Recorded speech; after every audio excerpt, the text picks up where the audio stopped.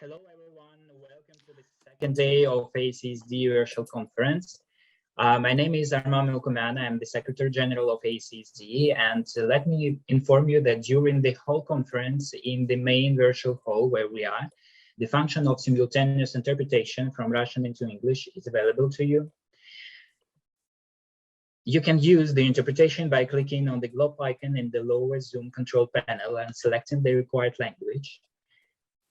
And now I will switch into Russian, and you are invited to turn on the interpreter channel.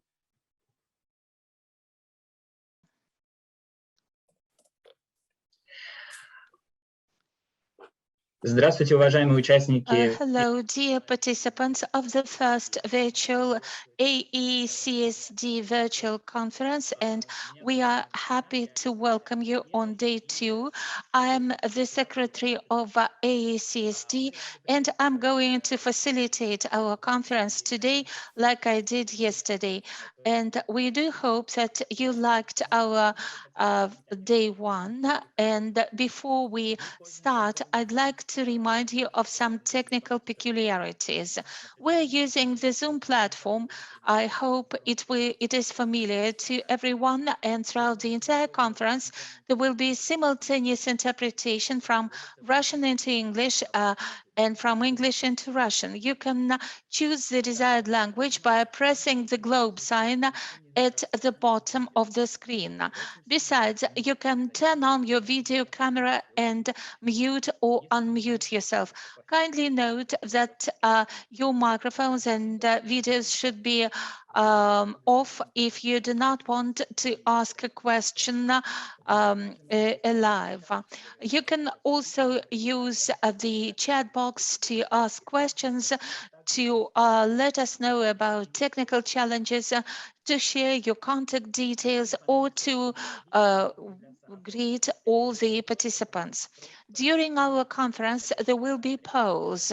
When we conduct such a poll, please choose the option that suits you.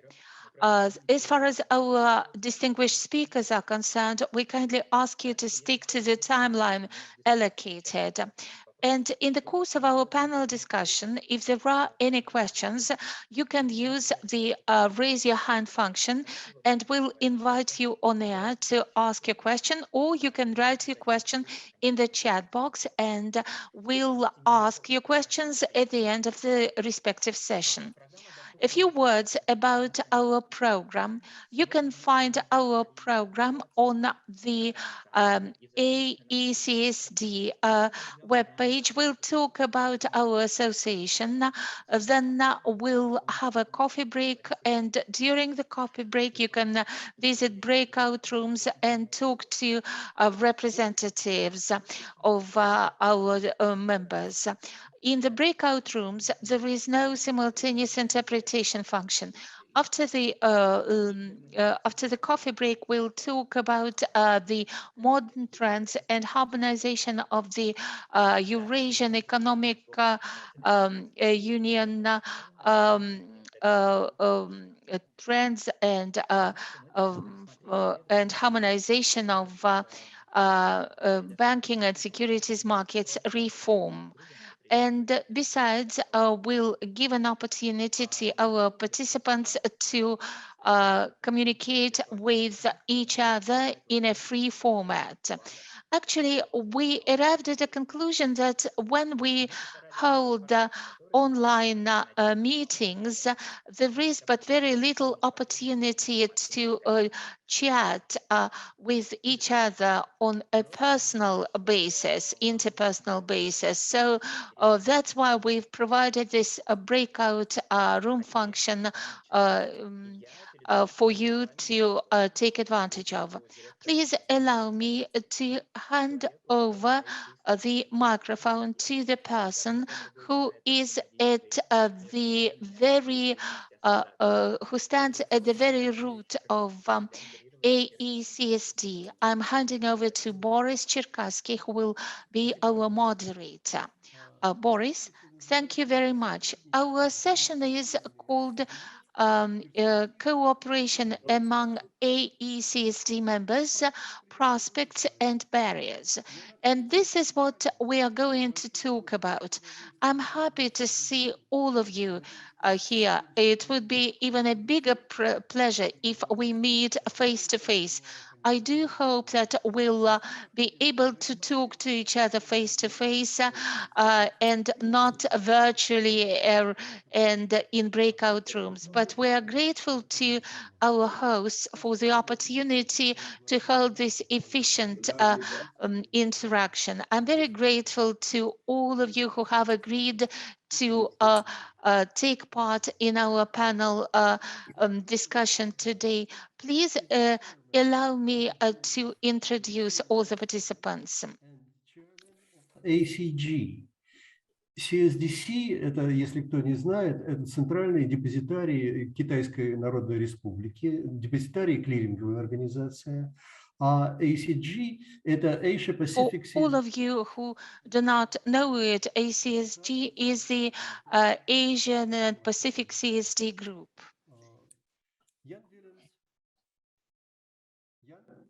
Вы с нами? Jan, are you with us? I am here. I can hear you loud and clear, Boris. Good to see you back. Я вижу, что Ян с нами. Ян I can see that Jan is with us. Ваган Степанян. Ваган. We also have Vagan Stepanyan. Yes, good morning. Sorry, our moderator keeps jumping from Russian into English and I have to jump channels. Vagan leads the Armenian Central Depository, and for the second year in a row, he chairs our association, and he may end up being our chairman during the third year. You are going to be in the Guinness Book of Records of AECSD. Another participant of our conference is Alexei Yudin, the CEO of the National Depository of Ukraine. Alexei, are you with us? Good morning, colleagues. He's a relatively new member of our association, I mean Alexei himself, and it would be exciting to get his feedback and his opinion about our association. And we also have Adil Muhamedjanov, who is the head of the Kazakhstan Central Securities Depository. Are you with us, Adil? Yes, good morning. So everyone is here. Let's get started. During this panel session, we plan to discuss three items. The first is the cooperation and interaction among AECSD members, or where we succeeded and where we have opportunities for improvement. The second item is more global. It relates to the AECSD common depository space. Do we need it or not? If not, why? Maybe everyone should represent itself only. Maybe the time has not arrived yet, or maybe blockchain would oust us from all the associations, or will actually oust the associations. I have to say that the depository systems, the settlement systems are not that efficient. They manage to achieve what they are supposed to achieve, but investors have to pay a big price for that. I think that the biggest step forward was establishment of the European TTOS, and but other regions do not support it yet. Well, maybe it is worthwhile discussing the AECSD first, but if you'd like to look from the global perspective, it would be interesting. And the third item on the agenda is AECSD as a structure. Well, we almost do not have any fixed structure. How should we transform it? How should we cooperate with other associations, with WC? do we have any mutual interest to actually foster cooperation with ACG, whose chairman has kindly agreed to take part in our discussion? It is a busy agenda, and I think all these issues may be discussed for 6 or 5 hours, but we have a time limit. It will be 17 years soon, and it is the 20th anniversary of the first meeting in Tashkent, which was in December 2001. Let's talk about our successes and failures. Let's talk how the association might be useful to its participants. And let's try to compare AECSD and ACG. I'd like to ask Vagan first. Vagan, we have already said that you've been chairing the association for the past 2 years. What is your opinion about the performance of our association over the past period and the recent 2 years? Thank you, Boris. I can say with a lot of confidence that our association over the past 2 years and throughout the entire period of its activities has been extremely useful, and our activities have been very, and we've been very busy in our activities, and we managed to fill a lot of gaps, and many of our national central depositories managed to implement a lot of reforms. And we are holding workshops and seminars and learning programs to share and to exchange experience. And we have the heads of national depositories who use the association as a platform to communicate and meet with each other. And hopefully in the future, there will be more opportunities to meet and discuss lots of ideas. And as a rule, many of such ideas are subsequently implemented. And thus, they promote overall progress. And it is crucial that the relations among our depositories are not based on competition, but these are the relations of partners. And thanks to our association, our depositories received opportunities to cooperate with such important market players as, for example, Clearstream in Europe. And on behalf of our depository, I can tell you that as a result of this communication, we have bilateral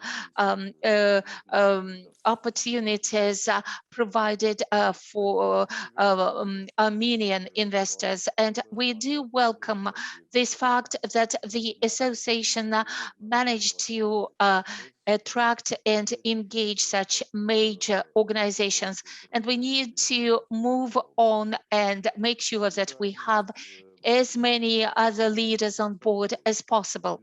Another big achievement of the association is that we managed to establish active links among our depositories, I mean members of our association.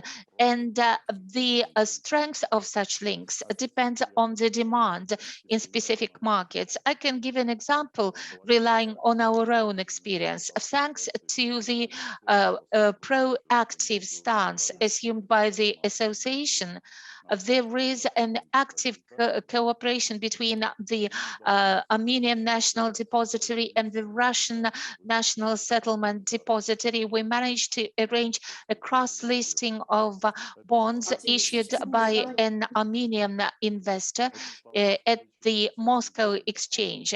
This was indeed a landmark event in the Armenian stock market because it was for the first time when securities listed in Armenia were also listed in another country. And similar approaches may be used by other depositories who are members of the association. In conclusion, I'd like to Некоторые из них возросли The уже 17-year-long work of our association has supported many of its members. Thank you very much. It is indeed a pleasure to hear that these 17 years have not been spent in vain. Let's listen to Alexei. We can call Vagan a veteran, but Alexei is a new kid on the block. So Alexei, well, if we look at the age of our settlement systems, they are actually somewhat older than our associations, and they are not yet 30 years old. And we are in the process of continuous development. What could be the role of our association in cooperation among central depositories, and what is missing? If you don't mind, I'll answer this question in English. Based on what I know, AECSD cooperates with organizations all over the world. In particular, the organization has experience in facilitating cooperation between a CSD and a regulator. As an example from Ukraine, National Depository of Ukraine is currently considering cloud technology usage, and our regulation explicitly states very strict limitations on that. Obviously, we are interested to know how other AECSD members overcome the limitations and what did they achieve in this area. Answering your question, what does AECSD lack? I would suggest being more focused on the practical side of the interaction of AECSD members. I mean, project management, project scope, timeline, and other good stuff related to the project management. In my opinion, AECSD might help its members achieving smaller, simpler, but more tangible goals through collaboration. Thank you.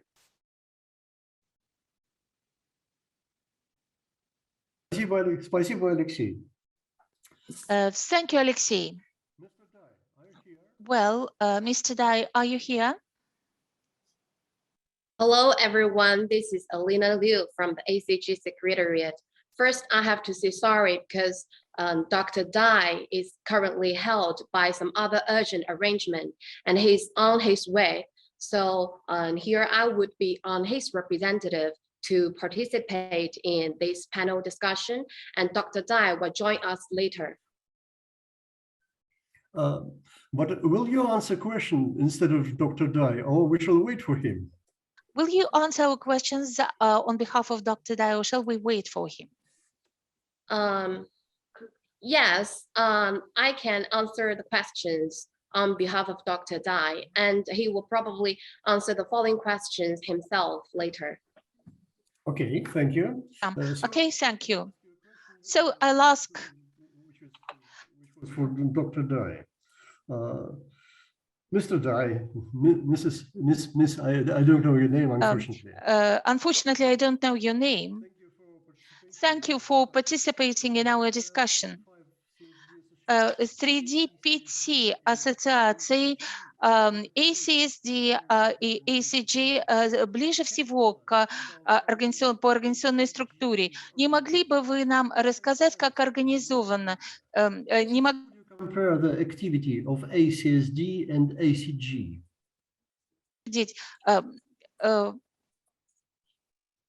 So first, many thanks. I would like to express my sincere appreciation to all of you for inviting Dr. Dai to this panel discussion and to share with you the practice of ACG from the perspective of the post-trade industry in APAC region. So as a peer organization of AECSD, ACG is one of the leading forums of the CSD industry. Up till now, ACG boasts 35 members and 2 associate members, and it has 24 years of history. In terms of organization, ACG shares many similarities with AECSD. So regarding to majorities voting, ACG is not registered as a legal entity with its rotating secretariat appointed by the elected chairmanship of a 3-year term. The system is running so far so good. And regarding the day-to-day management and operation of ACG, the Executive Committee is the principal body responsible for managing activities of the group. And the Executive Committee is the core leading committee of ACG, mainly comprised of 6 institutions acting as convener in the existing 6 task forces, along with 3 voted members. And the annual general meeting and cross-training seminar are the flagship events of ACG, which resembles your thematic seminars and annual conference. In fact, since its establishment in 1997, ACG has grown into the region's hub of financial market infrastructures, a unique platform for the Asia-Pacific post-trade community to share, connect, and cooperate. In particular, in the past 2 years, the COVID-19 pandemic, though posing daunting challenges to almost all industries around the world, has not pushed the hot button for ACG activities, but rather opened up new fronts for us to enhance our member exchanges and form new synergies across APAC. We have taken up various new initiatives to further enhance member service through ways like regular research briefing in the form of research bulletin, social network-based online community, namely a dedicated LinkedIn page of ACG. And the ACG profile, it is a brochure compiled by the ACG Secretariat, which encompasses all the member institutions, basic information, and its market overview. So riding on the trend of going virtual, we've also held the ACG webinar, featured a keynote presentation by Deutsche Bank. And actually 2 more webinars are in the making, set to take place in November. On top of the above efforts to help our members cope with the pandemic, special EC meetings have been convened for the exchange of information. CDCPL, the convener of the Risk and Recovery Task Force, formed a report to share the best practices of pandemic control based on an ACG-wide survey that they conducted. With a view to promoting the development of a truly global capital market, we will continue to explore ways to enhance both member services and communication with external stakeholders. So that's all. Thank you. Thank you very much. Thank you very much. Now let's turn to the voting. What do we think about ACDE? The poll is on. 10 more seconds. I have lost the poll. It was on. It popped up on my screen. How can I go back to it?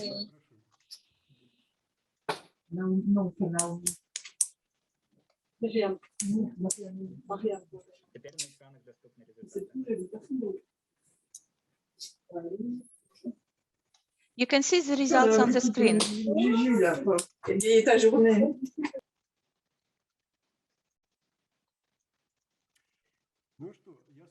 Well, I can see that there are 2 categories. Some say that our association works well, and the others say it works very well.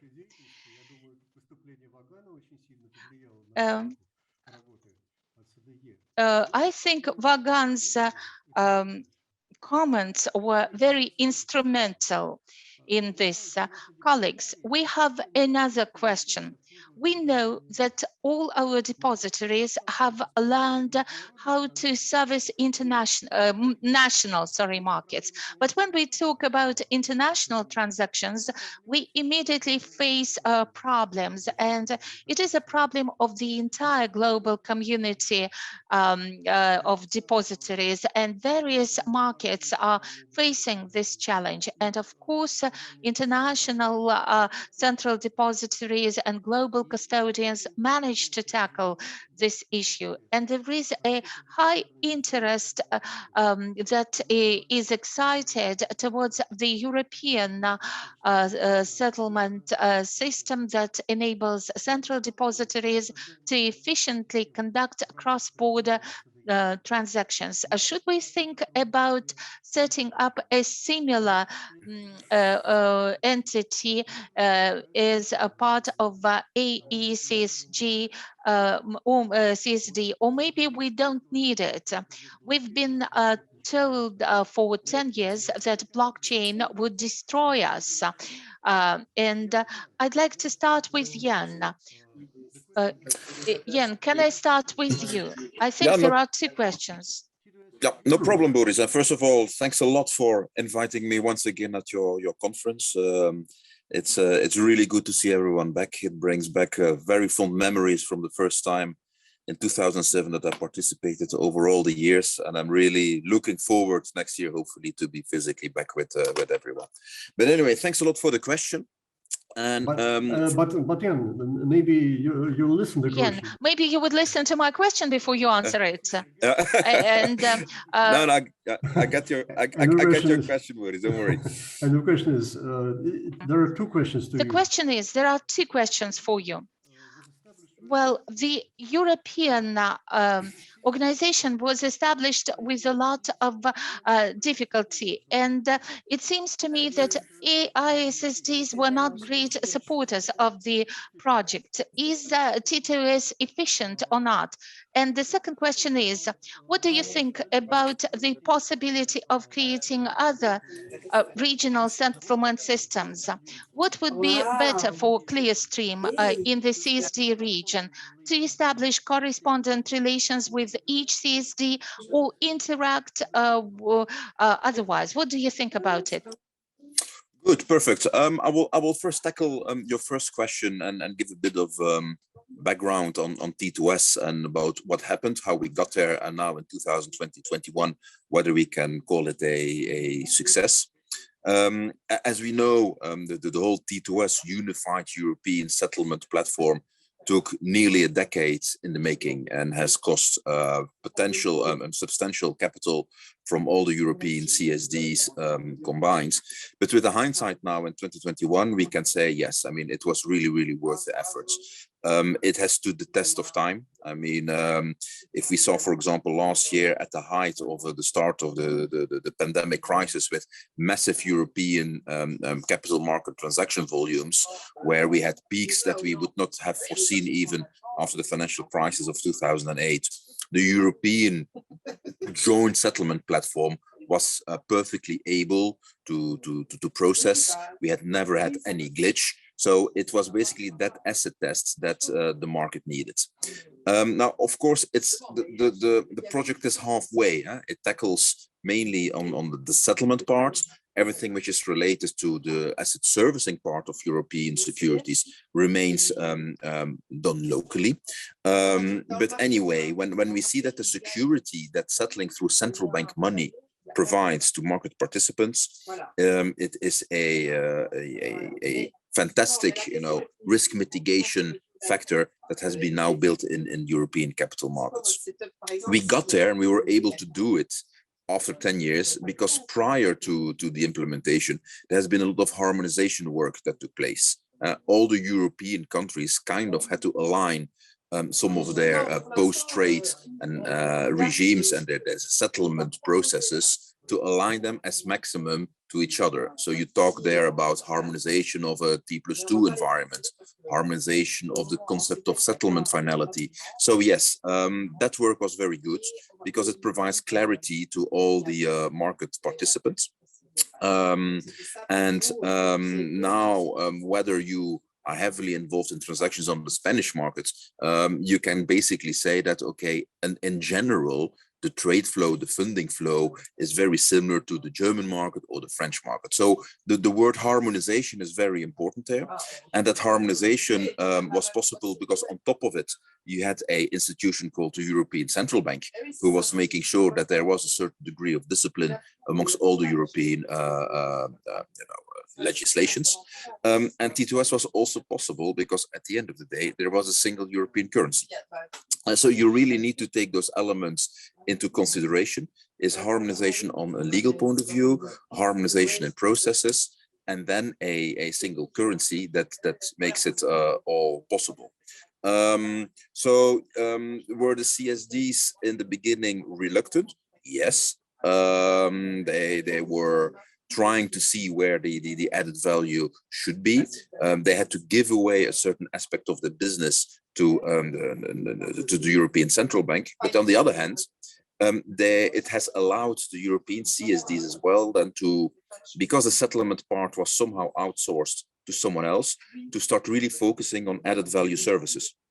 And we see now European CSDs, they're really now becoming at the same level of traditional agent banks, because they can focus now on that very difficult part that is still left in the European capital market sphere, is in harmonization around asset servicing. So what does it mean for your organization? We in Clearstream, we have been very active in connecting the AECSD out of Luxembourg to some of your regional CSDs.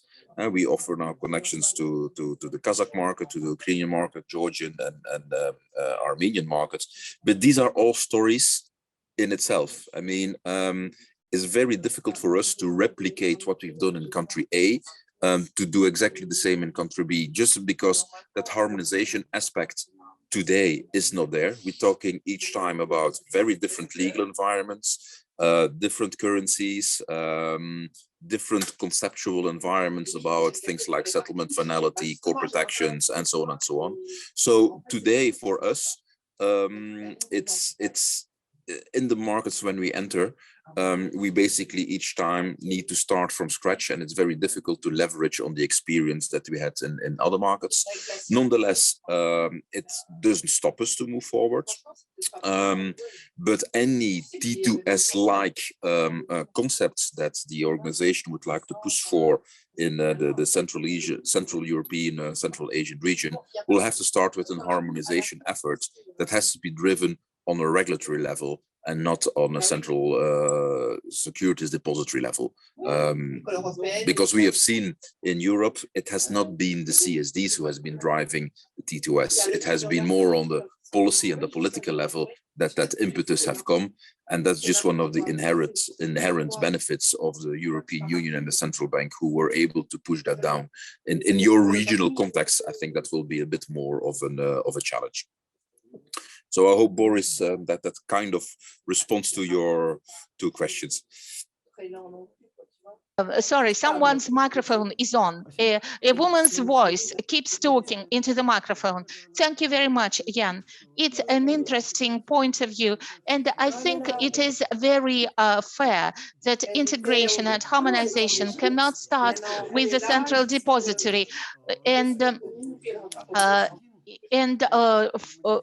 Actually, for harmonization purposes, we need to start at the legislative and technological level. I can agree with you that there must be a political will that is very hard to, and actually harmonization at that level is hard, and there must be cooperation at the central bank level. But given that we are not working as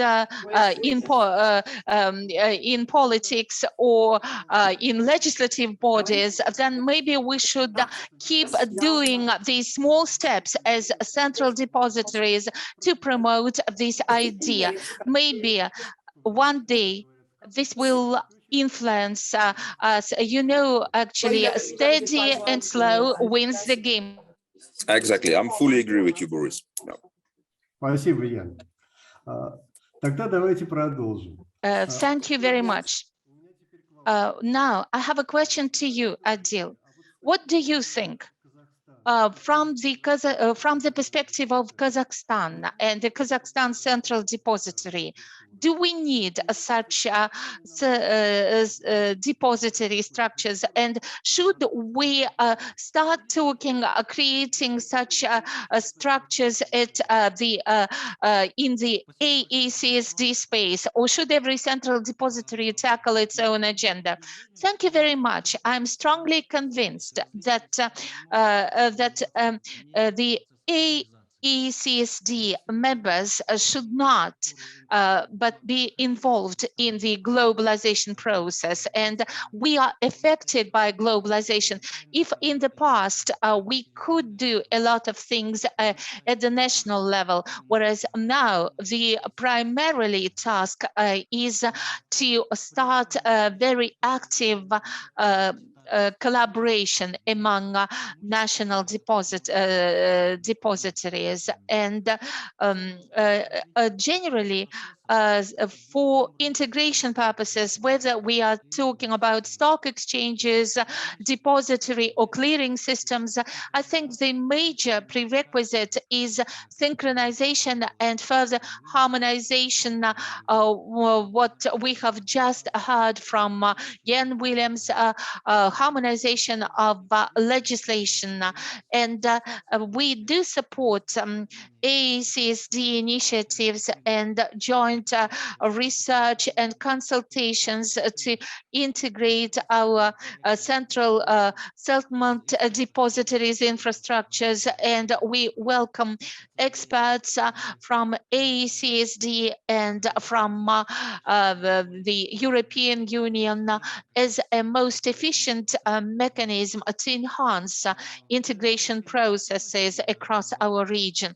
To improve the efficiency of the processes and integration at the level of depository structures, I think it is viable to develop an action plan across two principal aspects. The first one is harmonization of legislations and standardization of e-document management. Relying on the existing collaboration of central depositories, we can outline the following areas where there is a need to make a progress in terms of harmonization.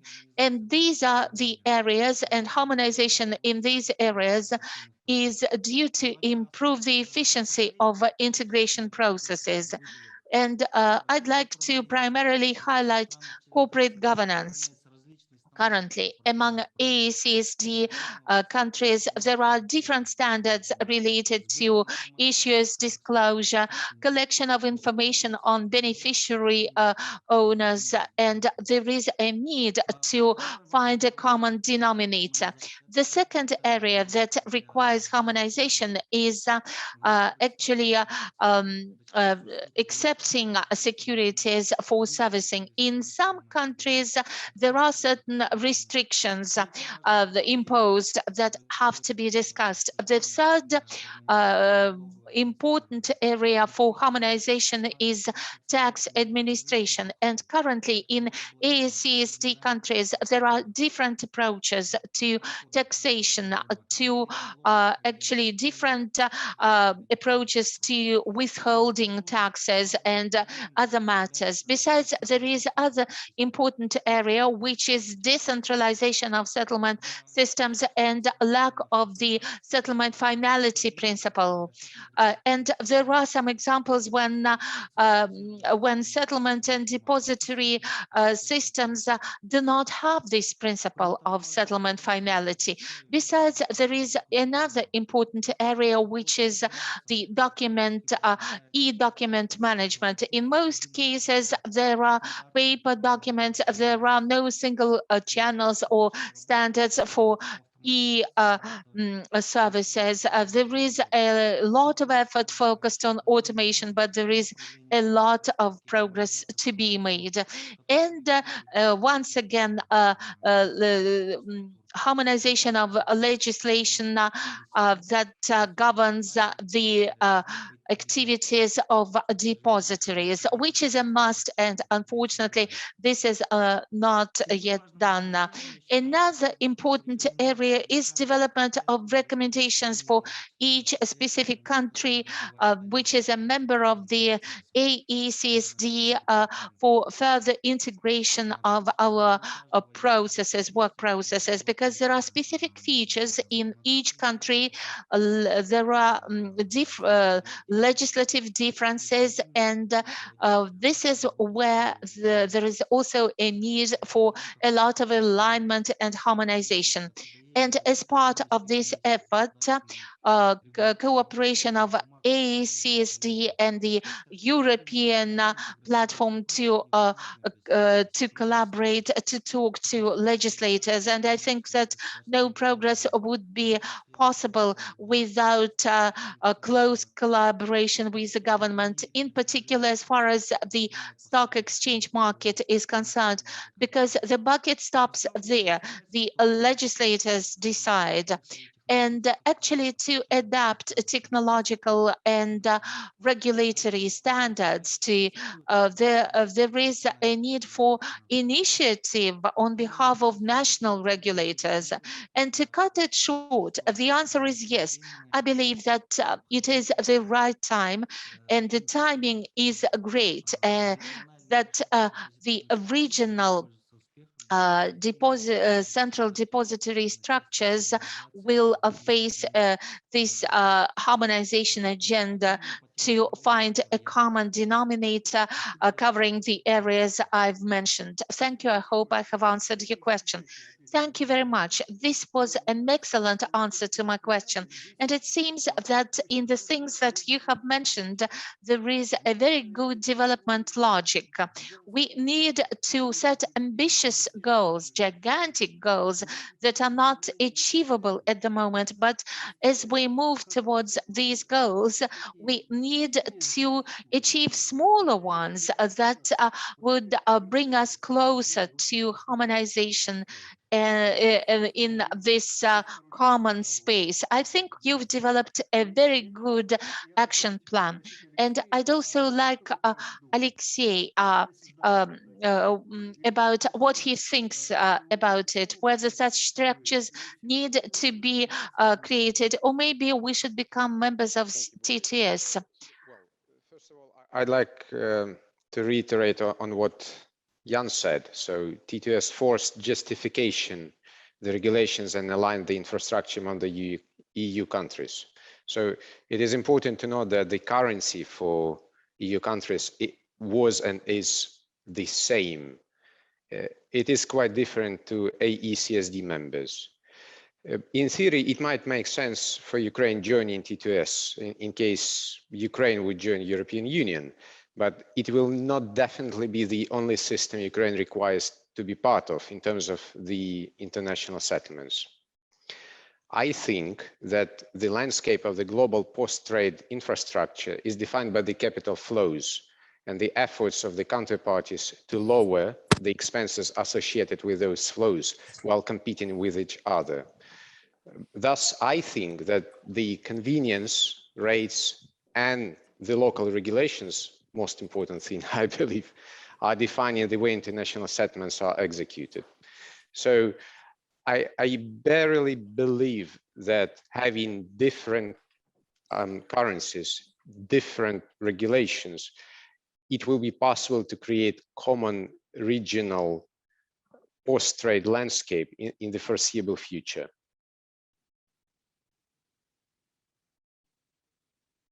Спасибо. Но просто в качестве заметки. Well, thank you. As a note in passing, I'd like to say that TTS does not only have central depositories from countries from the Eurozone countries, but there are other members as well. A single currency, of course, facilitates creation of such structures, but the fact that there is no single currency does not prevent people from that. Of course, legislation, technologies, e-document management, Adil was talking talking about and other elements are indeed very important conditions precedent for setting such a structure. The next question is to Mr. Dai. Mr. Dai, are you here? Nice to see you, and thank you for Okay, entering. I'm sorry. And No, sorry, and sorry for later. And yesterday, and we have a very, very excellent, the panel. And I think that the first point for us yesterday is talking about does we need the regulator? But actually, yes, we need. And previously I have joined the meeting of the regulations. So actually, so thank you again to this question. And this is a very interesting questions. You see, and around the world, this part of the world, a lot of the cross-border trading activities. So now the question is that, and does we need it in Asia? We will create the scenarios, and just like the European, to a unified harmonization of the clearing and settlement systems. But actually, sometimes the thinking is beautiful. Actually, we have the magical thinking, but actually the reality is quite different. I do agree the previous guy to see, and in a different environment, we need if you want to do the harmonization, you need a lot of the preconditions. Just like the way you have to have the single currency systems, and we have to overcome the difference between the different countries, regulations, and legal framework. So actually, in Asia, we have do a lot of the multiple efforts attempt to promote the integration of the regional financial infrastructures. But until now, we just finished some project, just like the China's Hong Kong and the Shanghai connections, and the Hong Kong and the Shenzhen connections. That's just a part, because this is in the same regulation frames and in the same government. So it's very easy to implementation, just we see the harmonization of the settlement and the clearance. But if you modeling the systems for the unified CSDs, just like the T2S in the European, and so we need to create a lot of the necessary condition, and this is not so efficient in the other part of the rest, except the European. So my idea is that building the Asia CSD harbor is our magic thinking. But now if we need to all over the country in ACGs to put forward the same direction, and then we just try to make it the harmonization of the systems, harmonization of all of the infrastructures, and to try to see we have finished, we have feel forward the condition to make the harmonization.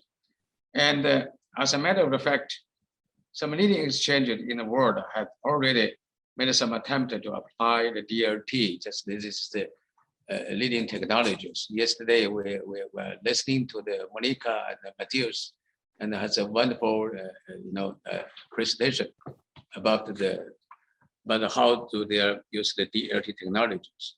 But now the question is that, and if you want to making all of the settlement network building upon the DLT, and then you have to follow in the central banks, their regulations, and they're thinking about how to think of the token. The tokenization, all of the assets is not the unique operations just in the CSD side. And then you need the supporting of the central currency and the central bank, as well as the regulators. So it's not easy to do that. And in Asia, we see the Australia Stock Exchange and the Hong Kong Stock Exchange, as well as Singapore. They do a lot of effort to create the situation with scenarios could be used the DLT technology. That's quite exciting experiments.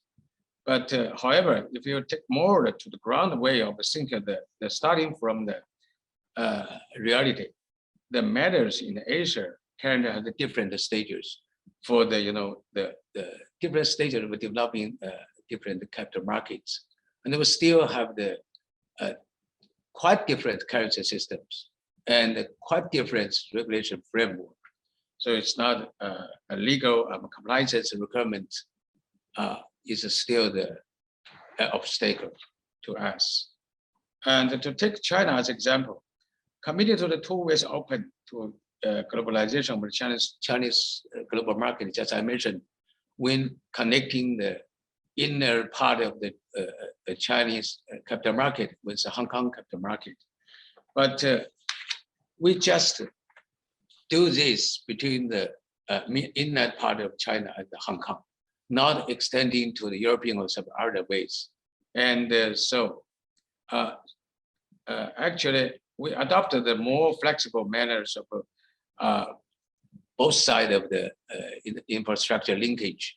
And this is a very successful, this attempt to finish the unification of the both countries.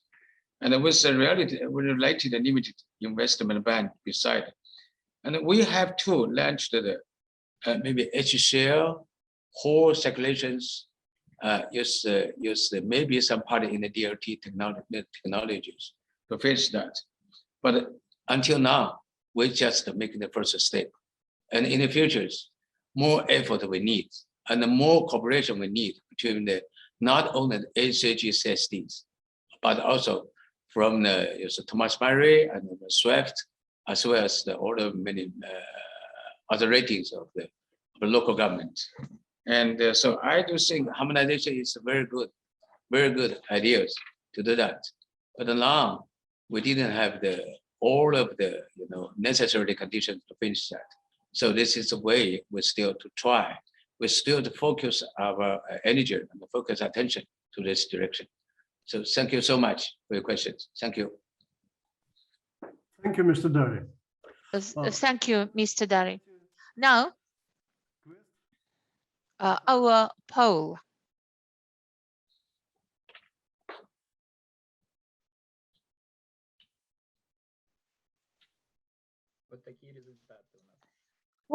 These are the results. It's too early, yes. It's too early to talk about. Интересные результаты. И как бы The results are exciting and insightful. And people are saying that the idea is interesting, but we need to wait for some time. But harmonization, creating of a common settlement space is an idea that is supported by everyone. Let's turn to the third question. The third question is about AECSD.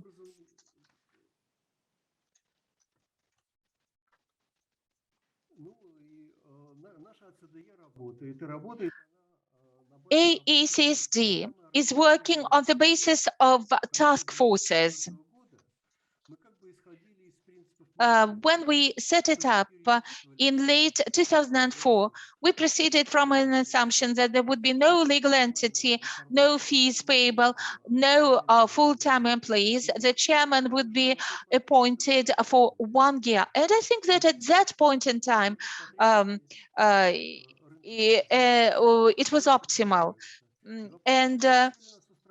But our market needs are changing. And the question is this organization consistent with the current environment? Should we change the structure? And another question, as we know, central depositories and central clearing organizations are the post-trading settlement structures. We, as AECSD, have central depositories as members only.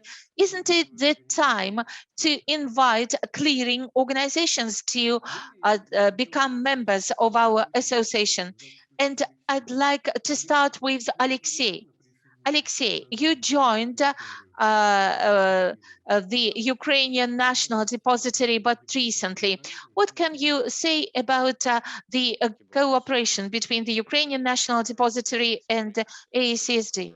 With AECSD is not very long. but I can surely state that we actively collaborate with the association. We do share our experience, exchanging thoughts with the other participants, sharing our view on the common challenges we all have. As an example, we took part in AECSD seminar dedicated to the pandemic and its consequences for the depository systems. We had a chance to learn what our colleagues faced in other countries, what they did and what they achieved under the circumstances. It is indeed a great opportunity to actualize trends taking place all over the world, keeping in touch and sharing our own experience. And answering your second question regarding the clearing organizations, I feel that that would be a really valuable addition to AECSD in general. Thank you. Спасибо, Алексей. Thank you, Alexei. Adil, my question is to you. To which extent would the AECSD be useful to support all efforts on behalf of your depository related to access of foreign investors to the Kazakhstan market? How should AECSD change to tackle this agenda? You are a member of AECSD and ACG. In terms of structure, our associations are very similar. Maybe we should start a closer cooperation. Do you remember the times when there were two European central depositories associations and then they merged together? Thank you very much for your question, and I'll try to be brief answering your question. Starting with part one, I believe that a strategic collaboration of infrastructures and national financial markets are extremely important to give access to investors to the AECSD countries. That includes market players and issuers, and that also includes joint development of technologies and clearing approaches. Maybe there are opportunities for joint marketing campaigns. In particular, talking about Kazakhstan, despite the recent stable exchange rate of our local currency against dollars, which played a decisive role in creating demand from non-residents. It is also important to stress the intent and initiatives of the Kazakhstan Central Bank within the framework of globalization initiatives. For example, there was an initiative to make settlements in foreign currencies and in tenge. And tenge became the second currency that was put on the list of settlement currencies by global custodians. Then Kazakhstan securities and the central bank notes were also listed as Clearstream securities that where settlement is made based on Kazakhstan legislation. In 2020, the international settlement line was improved to DVP, delivery versus payment. And thanks to such initiatives, by the end of July 2021, if the non-residents investments achieved a record level throughout the entire observation period that amounted to about $2 billion. And speaking about the overall volume, that is about 5.3% of the total volume in circulation. I'm talking about government securities. And thanks to that, that actually facilitated the access of foreign investors to the Kazakhstan market.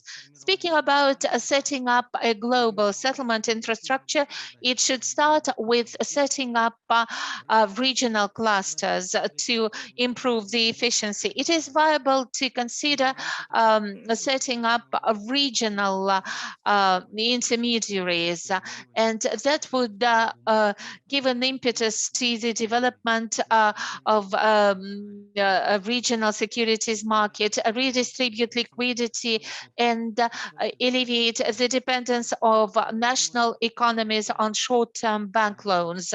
And as an example, I can mention the Asian and Pacific region initiatives that were quite effective, in my opinion. And if we look at an important trend, then perhaps the initiative to stimulate free capital flows in Asian and Pacific economies in 2013, an initiative to actually have authorized funds to make offers in 2 markets. This initiative dates back to 2014. There is another initiative to set up a regional platform to cooperate with people who define financial policies as part of Asian and Pacific cooperation to promote investment funds. If we look at the outcomes of such initiatives in numerical terms, in 2019, there was a significant increase in the volume of cross-border investments that achieved 21 trillion. If we compare this number to the end of 2015, it was 14 trillion. So there was a significant increase, I believe. Besides, investors in the domestic debt instruments, they increased to 2.3 trillion as of 2019.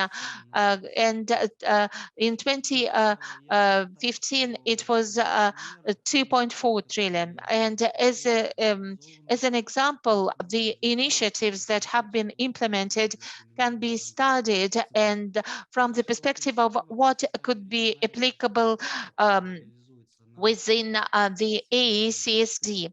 And if we look at Asian and Pacific plus 3, that includes 16 countries initiatives, despite fragmentation of the market, this initiative does not contemplate competition, but setting up a regional hub. To implement this initiative, there was a forum set up for infrastructure cross-border settlements, and it assumes setting up a regional intermediary. And such initiatives within AECSD would be very useful, and we could actually take advantage of them. Talking about the second part of your question, going back to the history of European central depositories, there was an experience related to bringing together 2 associations.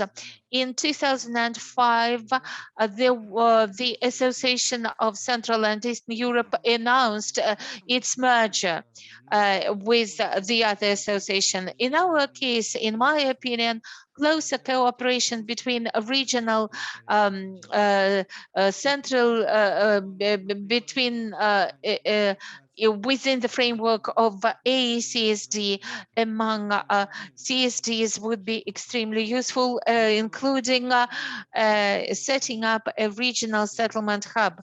But for that, a partnership of between associations is needed, including development of joint documents. And to enhance the integration, we may take the path of setting a single settlement depositories with support of AECSD, ACG, and central banks from the member states. And I think that the Asian Development Bank and international funds need to be taking part in it. And it can be a non-profit organization that could function and supported by fees by participation fees from member states. Then there could be there was also another issue that was raised recently on a number of occasions that relates to currencies and actually opening more convenient access to foreign players to national markets and placement of bonds issued by member states. Of course, these are ambitious goals, but as you, Boris, have noted, it is important to set an ambitious goal and move on step by step. I think it is a relevant point and it should be discussed and needs to be discussed. Thank you. I hope I have answered your questions. You have given a very comprehensive answer to my question. And my last question is to Dr. Dai. Mr. Dai, could you please let me know the following? What do you think? Should our associations cooperate more closely with each other? And what could be this collaboration? How can we develop it?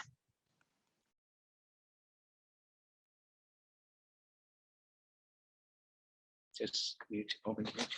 Okay, the answer is correct. Yes, the answer is yes, and absolute correct. And you know, just as the first questions, and the ACG has the 22 members, and for the past 24 years, I mean, very close, and not only in exchanging knowledge, and then we have to do a lot of education, a lot of programs. We also introduced some experts from the IMF, from the Deutsche Bank, and they gave the, you know, after the yearly meeting, and we give a lot of the workshop. But the problem is that in the, you know, creation the cooperation situation to the every AECSDs is not on just exchange the knowledge, and we still put forward the linkage in the you know, the infrastructures. And you know, the ACG, we have so many projects that we think all together, just like we're supporting the from the South Asia, from the Pakistan, and with cooperation with Bangladesh, as well as have a strong cooperation with the Singapore, Hong Kong, and India. And so my opinion is that, you know, enhancement of the cooperation ties with each CSDs, and then we'll have to face the two new emergent situations. Since the COVID-19, and you see the trading between all over the world is making it more and more difficult. One is because of we have a strong control of the immigration, so it's difficult to make a physical meeting with each other. Another one is a non-armed regulations. This is to put some cross-border trading and cross-border settlement for the infrastructures is more and more difficult. I remember it's about 25 years ago, in 2005, we have the very famous book. It's a Thomas Friedman, and it's talking about the flat world. You know, the world is going to be globalization. Along, and then we come to the new stage, and the world is going to more and more vertical. It's making a lot of the Chinese war, not only between the network and also between the different countries' policies. And so this is a bad situation, making the cooperation. I mean, it's very practical, push forward the cooperations. But in China, we just, you know, the China is long is the head of the ACG organization. We have a secretarial offices here. But I will try to make in the new market practice to make an enhancement between the Asia different countries. And in the next year, we just finished this year by the TDCC hosted by the Taiwan just cross-training programs. And next year, we're planning 2 times of the we hope can be physical meeting, and one in the Busan in the Korea, and another time should be we have another cross training programs. And so I do hope in the near futures, and the ACG can be create more connection with the AECSDs, as well as from the North American and the South American and African, to making the more and more online education programs, online exchange knowledge programs. And so, to sum up, aside promotion of the development of the truly global capital market, we need the effort not only from our side, from CSD side, we still have the effort from the CCP side, and we still have this effort from just like ADB, Asia Development Bank, and IMF, and we still have the regulation and the cooperation with the government. And then we should make every people understanding this infrastructure cooperation is much important to erase the market risk and enhancement all of the efficiency of the market. So I'm looking forward to the futures in the exchange side and the CSD side and the CCP side, more and more linkage and more cooperation altogether. We can sharing our experiences with a different website, just like the WFC website, and to see and each other's activities to exchange the information. So I will help each other also not only from the SAG groups and to the another continentals to break the vertical world and break down the wall between us to making the world not only infrastructure but also for the capital market more harmonizations and more to be smooth to go into each other. Okay, this is answer to the questions, and thank you for the moderator. Thank you. Спасибо большое, господин Дай. Thank you very much, Dr. Dai. I'd like to spend half a minute to sum up the discussion of item 3. You partially realize that this was a provocative question, but in response to my provocative question, I had very well-balanced answers. And speaking about our clearing organizations, then it is the time to invite them. It is a question whether they would like to join us or not, but we have a common agenda, a common business, setting up a post-trading system. And speaking about the interaction between our associations, ACG and AECSD, the answer is unequivocal. Maybe we should not merge in the foreseeable future, but we should cooperate more in terms of learning, in terms of creating joint projects. Maybe it has to be kick-started. Thank you very much. And let's answer the final question of our poll.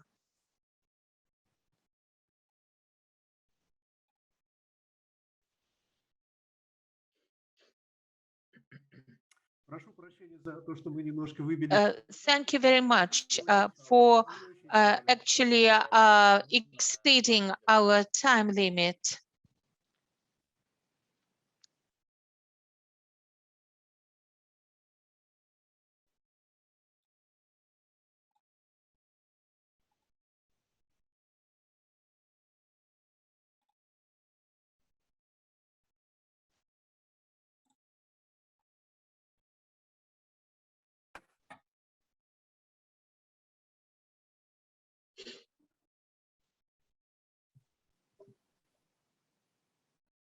Ну что, я думаю, что большинство уже определилось. I think most of you have already answered, and you can see the results of our third poll.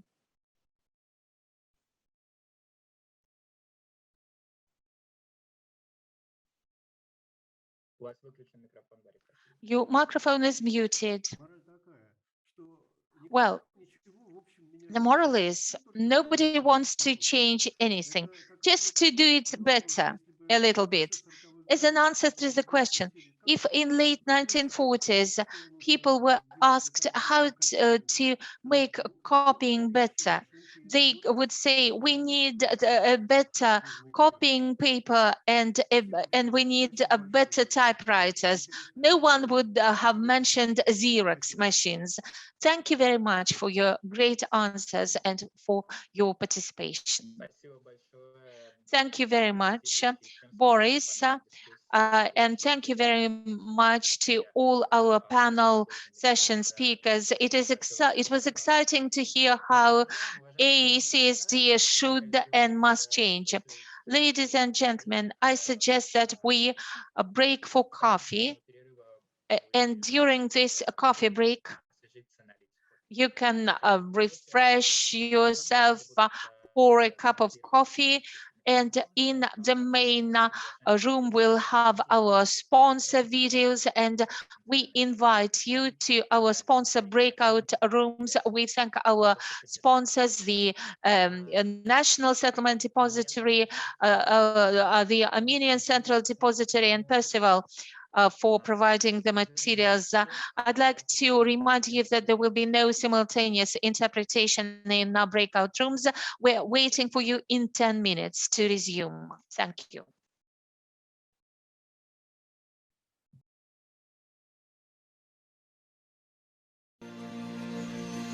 Who we are.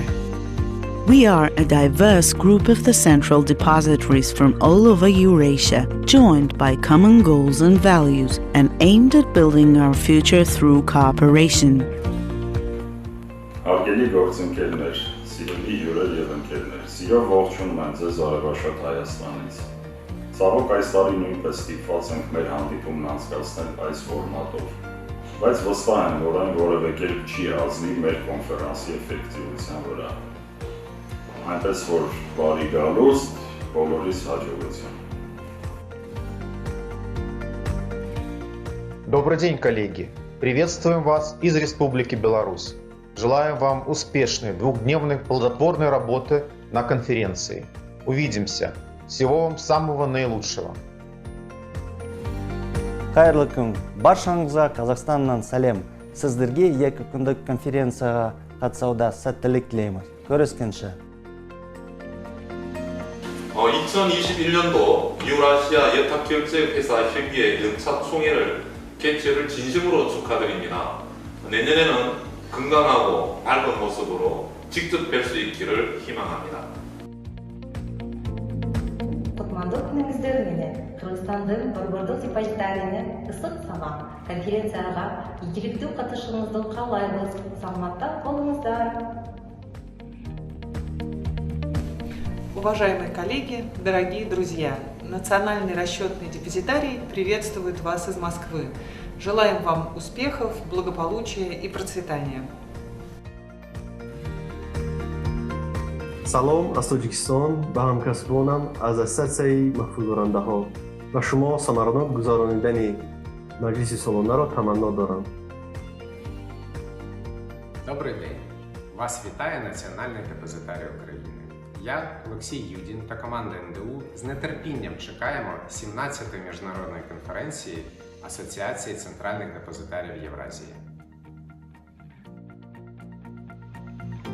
Aziz dostlar, konferensiya ishtirokchilarini O'zbekiston Markaziy depozitariyasi va o'z nomimdan samimiy qutlayman. Anjumanimiz samarali va ijobiy natijalarga boy bo'lishini tilab qolaman. Ko'rishguncha do'stlar. What we are looking for.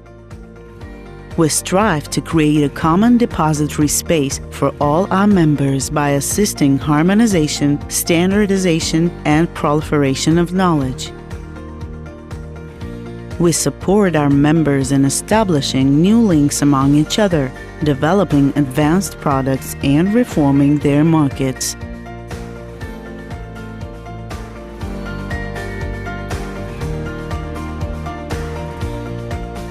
During decades since the creation of the association, we have evolved, learned, introduced new projects, and become a vital part of the international CSD community.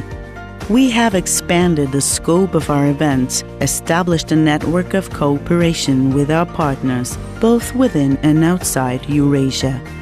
We provide our members with all possible assistance and support. But even more important are those personal ties and bonds that we have built within our community. After years of joint work, we can definitely state that we're not just colleagues, we are friends. And together we achieve evolution through diversity and success, through amity and cooperation.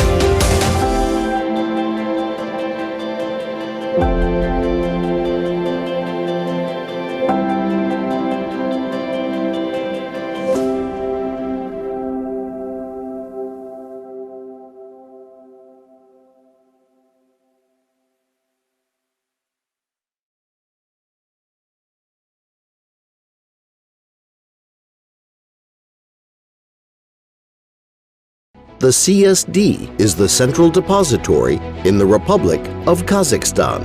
Our story begins in 1997 and continues to be dynamic and evolving. The path from paper to digital was long, but the key indicators keep growing constantly. Today, we focus on transforming IT architecture, improving customer services, increasing interdepository relations, and promoting Kazakhstan stock market liquidity growth. We strive to achieve greater integration with international capital markets to the global post-trading infrastructure to make every client satisfied.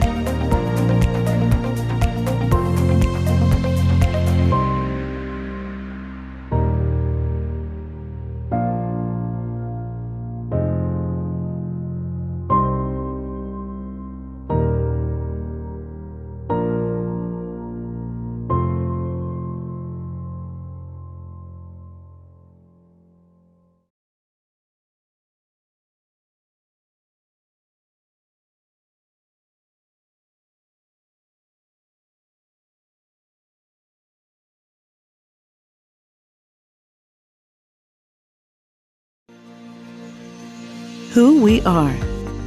We are a diverse group of the central depositories from all over Eurasia, joined by common goals and values, and aimed at building our future through cooperation. Հարգելի գործընկերներ, սիրելի հյուրեր եւ ընկերներ, սիրով ողջունում եմ ձեզ Արևաշատ Հայաստանից։ Ցավոք այս տարի նույնպես ստիպված ենք մեր հանդիպումն անցկացնել այս ֆորմատով, բայց վստահ եմ, որ այն որևէ կերպ չի ազնի մեր կոնֆերանսի էֆեկտիվության վրա։ Այնպես որ բարի գալուստ, բոլորիս հաջողություն։ Добрый день, коллеги! Приветствуем вас из Республики Беларусь. Желаем вам успешной двухдневной плодотворной работы на конференции. Увидимся. Всего вам самого наилучшего. Қайырлы күн. Баршаңызға Қазақстаннан сәлем. Сіздерге 2 күндік конференцияға қатысуда сәттілік тілейміз. Көріскенше. 2021년도 유라시아 예탁결제회사 협의회 영차 총회를 개최를 진심으로 축하드립니다. 내년에는 건강하고 밝은 모습으로 직접 뵐 수 있기를 희망합니다. Кутмандык күнүңүздөр менен Кыргызстандын борбордук сыйпаттарыны ысык сабак конференцияга ийгиликтүү катышууңузду каалайбыз. Саламатта болуңуздар.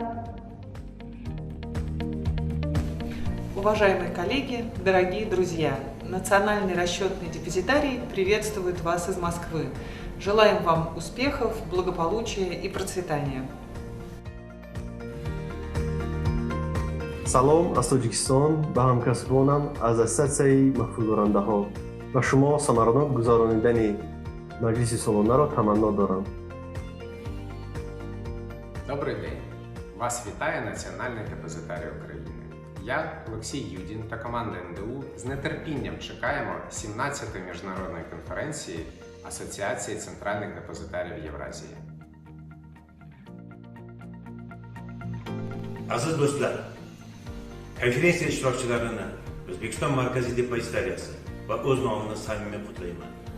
Anjumanimiz samarali va ijobiy natijalarga boy bo'lishini tilab qolaman. Ko'rishguncha do'stlar. What we are.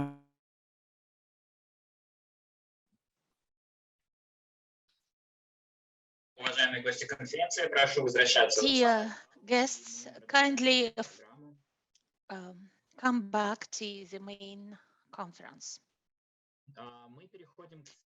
So, we are starting the individual presentation sessions, and this session will be started with a presentation on how to harmonize reforming banking and securities markets to ensure financial stability.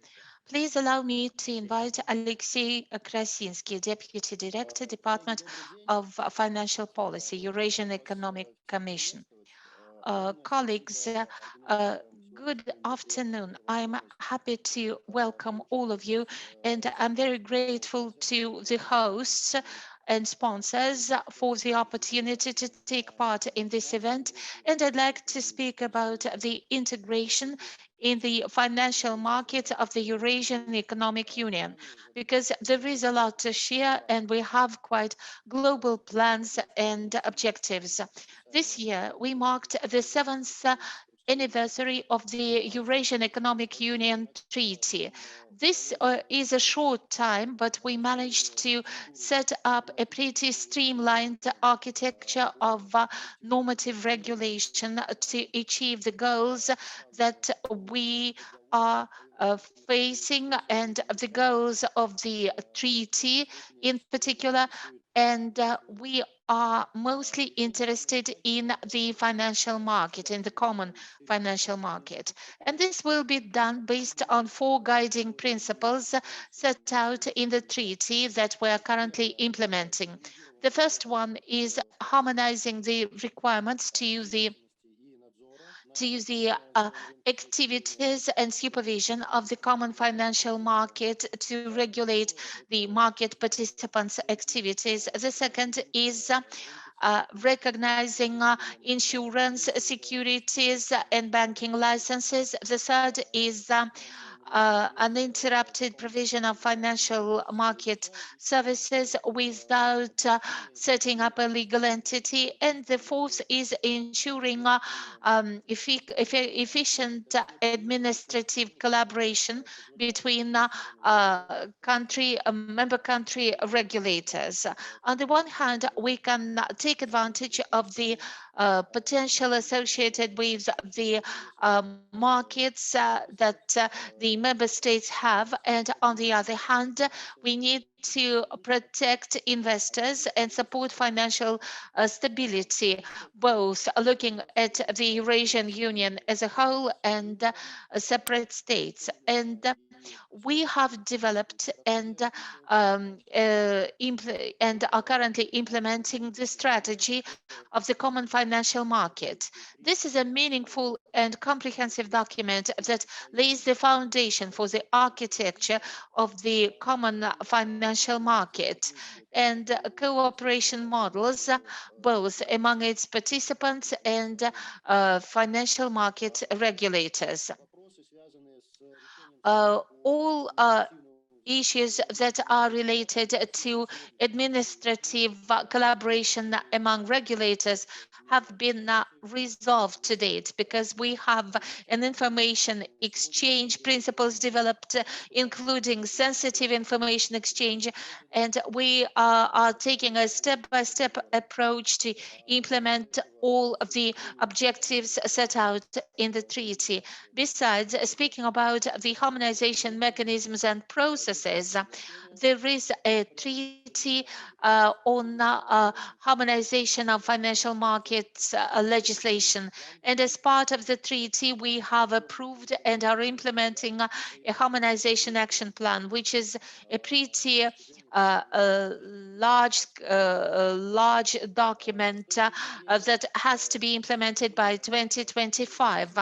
In terms of building a common financial market in the securities market segment, which is of the highest interest to the participants of this conference, we have a roadmap for creating a common stock exchange space, and the Eurasian Commission is actively involved in implementing all the actions stipulated by the roadmap, and we are currently at a high level of readiness for the signature of an agreement to give access to brokers and dealers to stock exchange trading, thus expanding opportunities and the upside potential for investing in case of cross-border investment transactions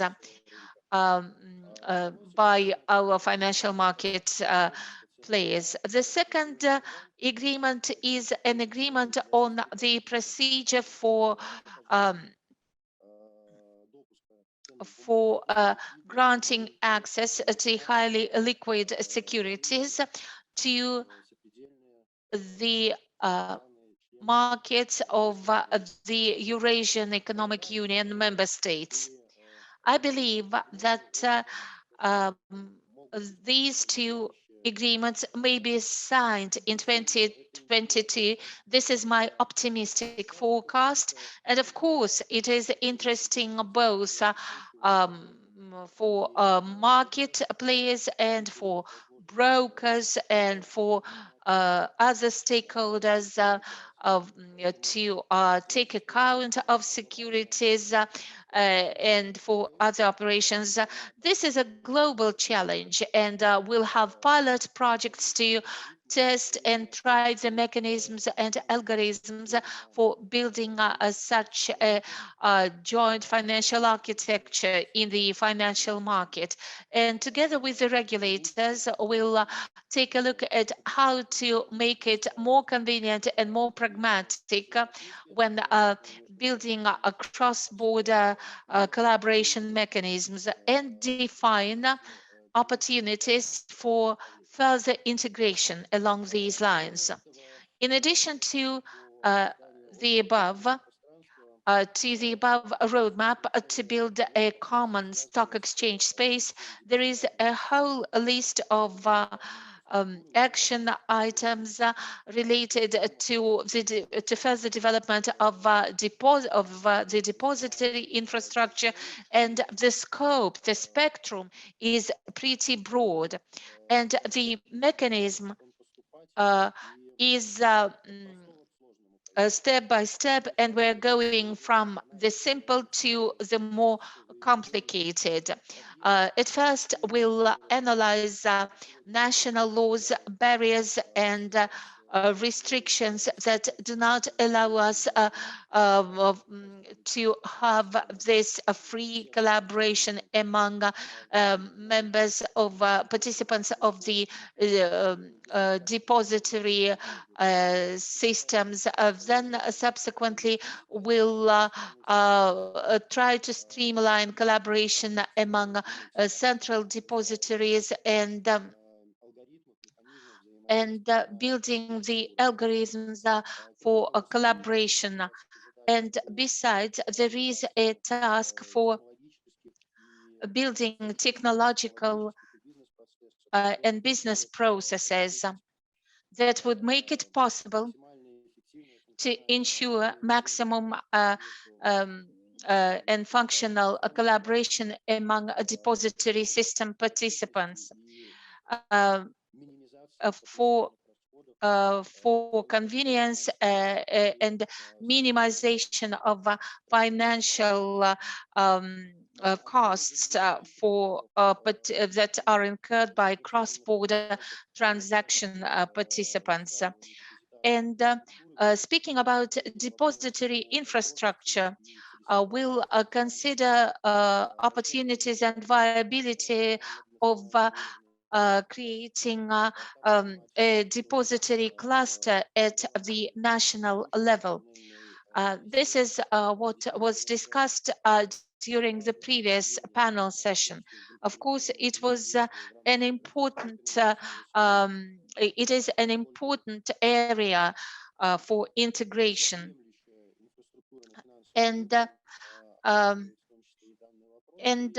actually, the market participants and market regulators in this respect will be free to express their will, and they will define future development of the infrastructure to see whether there is a need for a supranational substructure.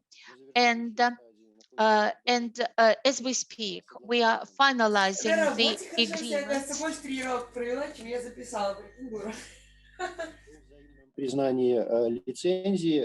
about mutual recognition of licenses. I'm talking about the banking and insurance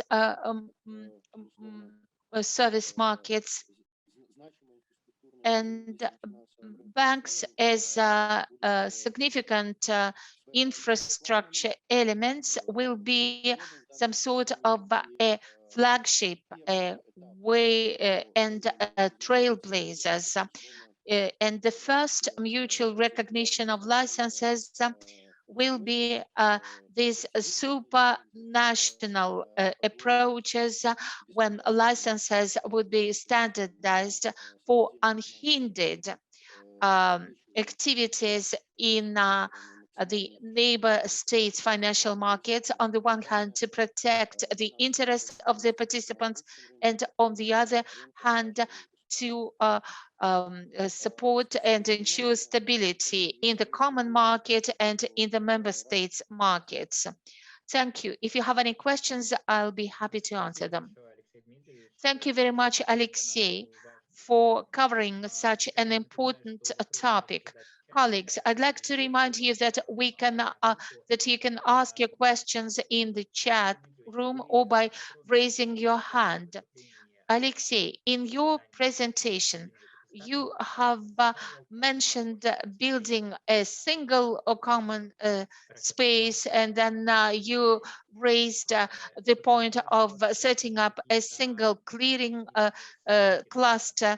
Are there any timelines?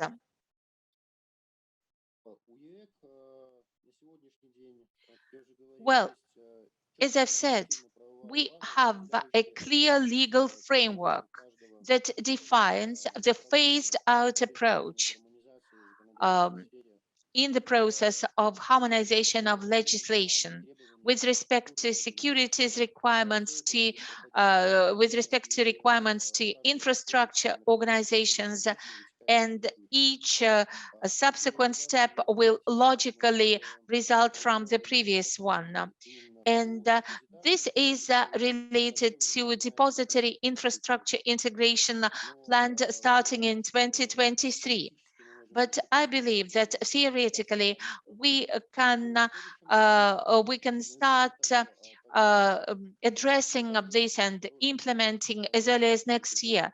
And I've mentioned, in addition to the roadmap, we have a harmonization plan, and we have already started looking at harmonization of the terms and definitions and concepts, harmonization of the key requirements and approaches to financial market activities. And so practical implementation has to be started in 2023. But the first step that relates to harmonization of overall approaches, overall requirements, all that is being done, and we'll keep working along these lines. Thank you very much. Alexei, there is another question. Have you ever observed a trend that the list of member states is expanding at the moment? Well, this is a political question that goes beyond my terms of reference. Everything depends on the desire of the current member states and potential applicants of member states that are potentially ready to join. This is to be resolved at a higher political level. Yes, thank you. Given that AECSD covers not only CIS member states, but we have a broader group of our members. Could you please talk about the impact of integration on the economies of the member states? Well, I have to say that this is something that is not rewarding, given the recent developments in the global economy and in the global financial markets. It would be a challenge to make any forecasts or predictions. But if we rely on the guidelines as set up today, and if we look at the general financial market development strategy, then we can say that the economic estimates and forecasts are quite optimistic, and they actually contemplate the GDP growth by 4.5%. It is an optimistic forecast, but I hope it will be realistic. And of course, the financial market will keep developing as an integral part, an integral element of financial processes. You have noted that AECSD encompasses not only our union member states, but our efforts are focused on streamlining a lot of activities in financial markets, and depository infrastructure will rely on international best practices, and infrastructure, organizational and technological basis that will be developed as part of the Eurasian Economic Union will not deviate from generally accepted international practices that exist today. Thank you very much, Alexei, for your time and for taking part in our conference. I'm sure that the information that you have shared is very useful for AECSD member states who are at the same time members of the Eurasian Economic Union. Thank you.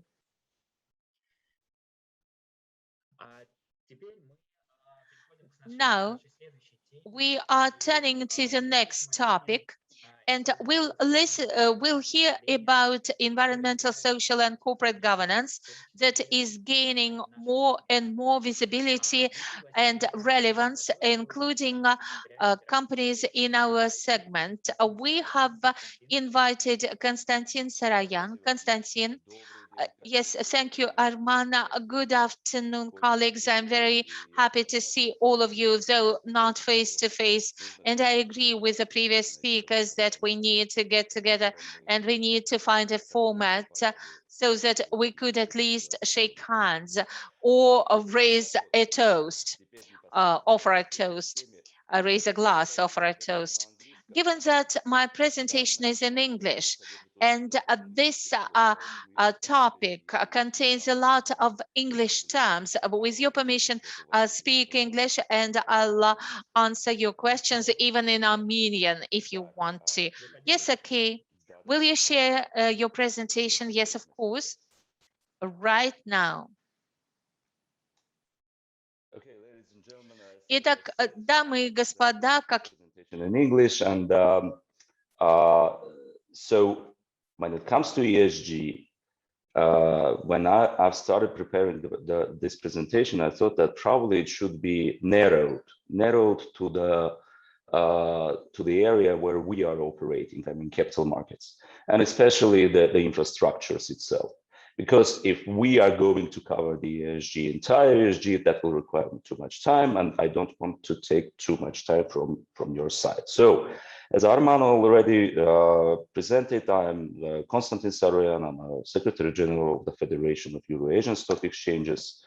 Our federation has been, just a second. Our federation has been established in 1995. By 12 founding members, including Yerevan Stock Exchange, which after that became Armenia Stock Exchange. And we are actually covering not only the stock exchanges, but also CSDs. We have many CSDs as our members. And of course, the topics which we are discussing and we are tackling within the federation, of course, related to capital markets development in general. So the federation itself, Secretariat, is located in Yerevan, Armenia.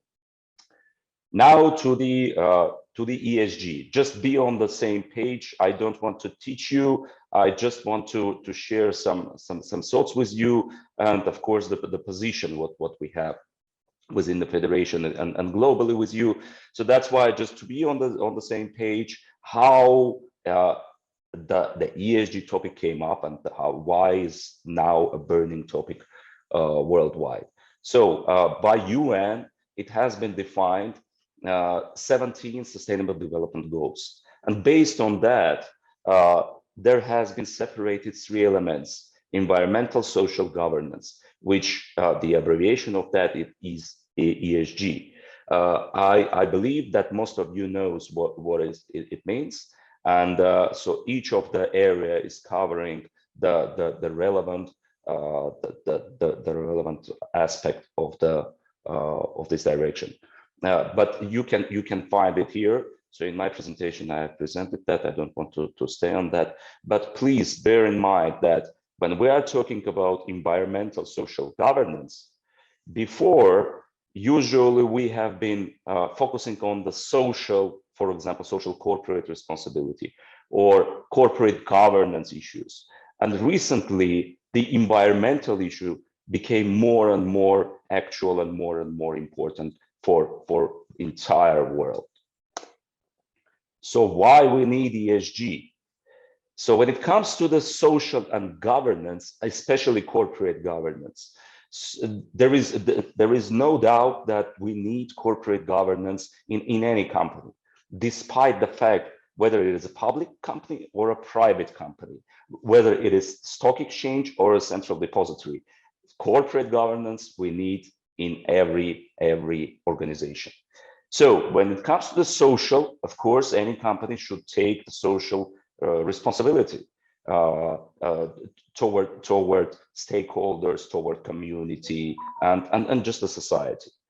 Now, environmental. Here on this chart, you can find the extract from the World Economic Forum Global Risk Report for 2020. So World Economic Forum, they conducted a survey about global risks, and they are questioning 650 professionals, 650 related professionals to many areas about what is the expectation of the risks, global risks in the upcoming future.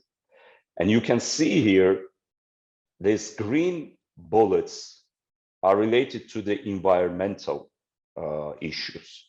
So here on the axis, you can see the likelihood of the risk which will come up and the impact. So in the right upper corner are the most likelihood of the risks and the most impact which we can have on a company or on the economy of any country. So what does this mean? This means that the majority or a lot of experts, they think that environmental issues will bring more risks and more impact on their economy rather than the other ones, like financial ones, etc. By the way, the other also, the most riskiest, let's say, areas are in social area. So based on that, we can say that the most vulnerable and the most risky area currently is environmental, because you cannot manage your business if, for example, a flood coming and just swiping your factory down. You cannot cover that risk. Of course, we are not talking about insurance, we are talking about managing the operational risks, and that is the biggest challenge for the humans. Usually, we have a question that's a reasonable question. So what are the benefits for the companies if they are going to take this path and they are sharing the ESG concept and they want to follow that and they want to be compliant with the ESG requirements? I would like to highlight these two points. First of all, when it comes to the financials. So for the at 2020, the investment, the funds invested in ESG projects or ESG companies has been $17 trillion US. By the way, just 2 years ago, it was $12 trillion. And in developing countries, we see, for example, UNCTAD estimated that the increase, the demand, the gap between the supply and demand of the businesses which are compliant with ESG is $2.5 trillion per year. So can you imagine? And that should be covered. So there are enough investors willing to invest in ESG projects, but there is no sufficient supply. Of course, if we are going beyond the financials itself, I think that's the core kind of idea and concept. Just not thinking only about financials and not thinking about money. It's also about reputation. Those companies who follow ESG criteria, so their reputation definitely is higher than those who are not following that. Visibility. Those who are ESG compliant, the visibility is increasing. So those are promoted through ESG societies, through ESG community, and and perception of the stakeholders and the community is really high, and they are looking at the companies. And of course, risk management. You know, it's there is no, honestly speaking, there is no any material evidence or analysis stating that, for example, if you are following ESG criteria, so you are doing a great job. I mean, your business is more efficient. But at the same time, there is not direct evidence of that, and the risk management also increase through compliance with ESG. So what is the role of stock exchanges in ESG? I would separate those on two lines, two directions: the outward-facing activities and inward-facing activities. The inward one is the actions which the stock exchange should take. By the way, when we are talking about stock exchange, let's talk about infrastructures. I mean, stock exchange and CSDs, right? So what stock exchange should perform in order to be compliant itself with the ESG requirements. And the other part is outward-facing activity, where the stock exchanges and CSD, they are like an influencers. They are they are those regulatory, also having a regulatory function, authorities who can put also some requirements on the companies, for example, for the listed ones, right? And their stock exchanges can also push toward the ESG compliance. So these two aspects. By the way, by UN, it has been created a sustainable stock exchanges initiative, which is focusing on these two aspects, which I mentioned right now. And currently there are already 112 stock exchanges participating in this initiative. And those are not only ringing the bell, but also they are changing and transforming their activity in this regard. What FAS members do. We have conducted a survey last year to understand what FAS members do in this area. And by the way, we have separated those on inward and outward activity. Of course, as you can see, the majority of our members, they are focusing on outward, or probably they have not mentioned inward activity because they probably do not in fact recognize that they are doing a lot in this area. For example, there are exchanges who are using renewable energy. There are exchanges who are not polluting, let's say, or reducing the paper, the usage of paper, and etc., etc. So this kind of things, and the outward activity, which the exchanges are focusing for the setting the rules for the listed companies. I don't want again to present the entire picture here. Just wanted to show you what a lot of activities has been done by our members. So ESG challenges. So when it comes to the challenges, of course, first of all, we have costs, and any company and any stock exchange who wants to comply with the ESG, they should be ready for having more costs in this regard. And that's one of the biggest problems, because when you have a trade-off between your business operation, your profit, and your ESG compliance, that is a trade-off. Time, you should contribute much time for that. Another challenge is collective efforts. If a single company complies with ESG, it doesn't make sense. Makes sense when entire world is complied with ESG criteria. So this is the most crucial thing. So collective efforts bring the results and bring the benefits. Of course, there are differences in priorities. Difference in priorities on the company's level, difference in priorities on the country's level. There are countries who are quite well developed and they are ready to think and contribute toward the ESG. The others who are thinking just about not starving not starving, and how to cover their basic costs. So for them, the priorities are different, and that's another big challenge. And there are ways how to balance those priorities. And finally, to the future actions, I want to let's say, encourage you to also follow the ESG criteria. And first, we should start from accepting this idea. We should understand that following ESG criteria is not just only for some kind of notes or for the tick. It's about our future, and every single person, despite the fact whether it is a private or official person, so should bear in mind and should accept the ESG kind of things. Another step will be following it, accepting, following, setting goals and priorities on the company level. Then, of course, performing, not only setting goals, but also having some kind of KPIs and performing toward that. Creating reports and reporting on that.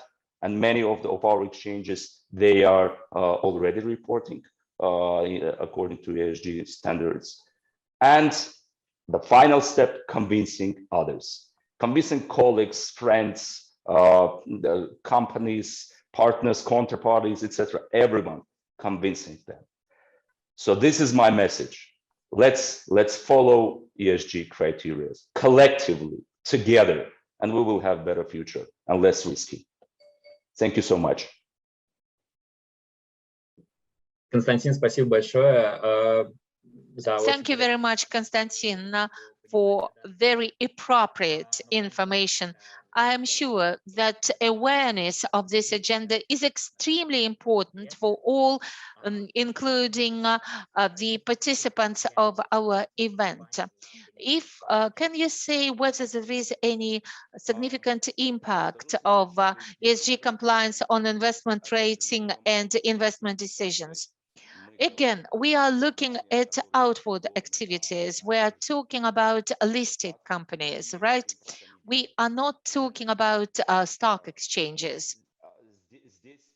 Here, there is a significant, let me put it this way, there is a significant demand for ESG products in our region. If we take European countries, for example, Apex, Cyprus, or Bucharest, they have a significant impact because they are looking continuously for new ESG compliant companies. If we take Middle East, then we are also observing a pretty significant demand for such products. And we have stock exchanges who are members of our federation who have already launched ESG indices. So all that is here. The only problem is related to the supply side. There are few companies compliant with these criteria. You have mentioned that there are certain stock exchanges that pay a lot of attention to ESG. Who are they in Eurasia? Well, you mean Eurasians?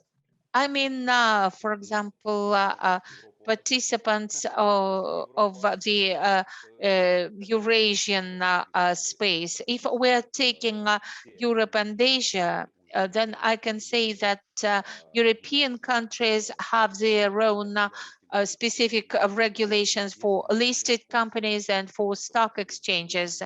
If we take post-Soviet Union states, then we have to highlight Kazakhstan, who is pretty active in this respect.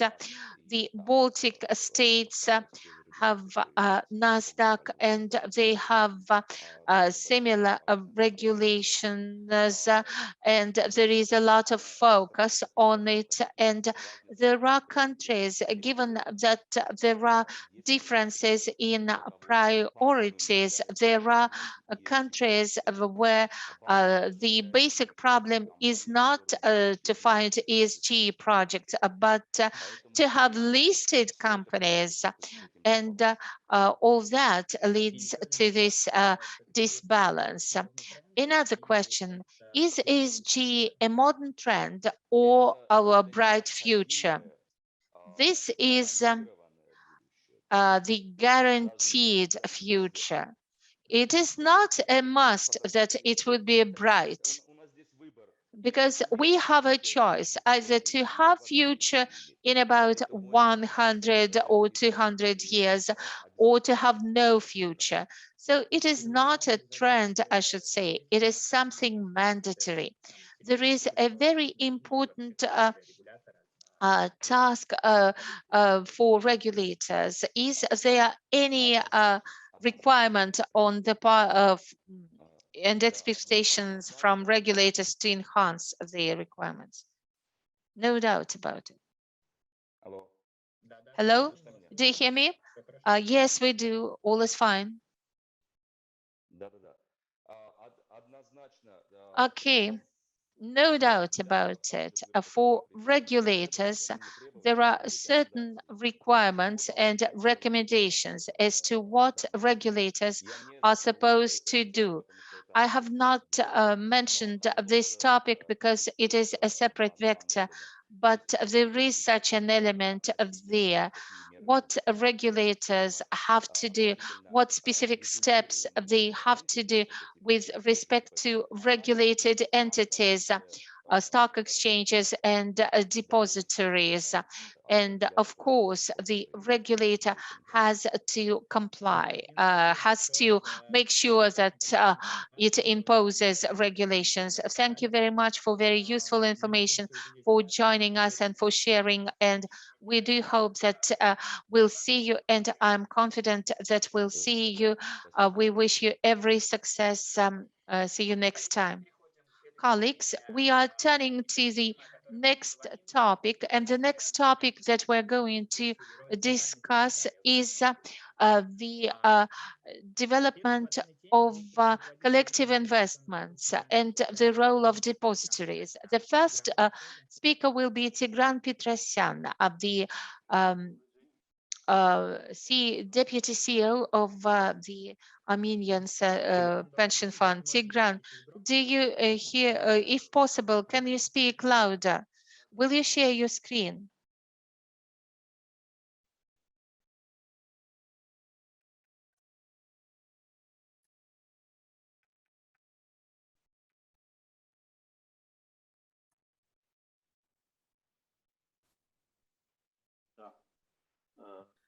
Right. Sorry, the sound is poor. Can't hear anything. Tigran, we can't hear you. The sound is poor. The sound is still poor. And now?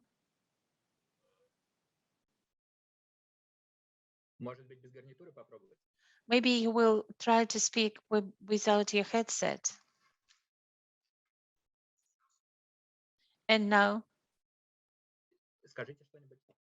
Can you say something?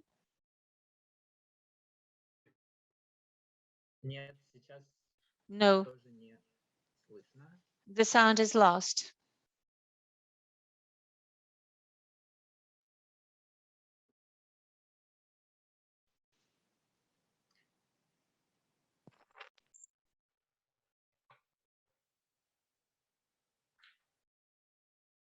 Скажите что-нибудь. Could you say something?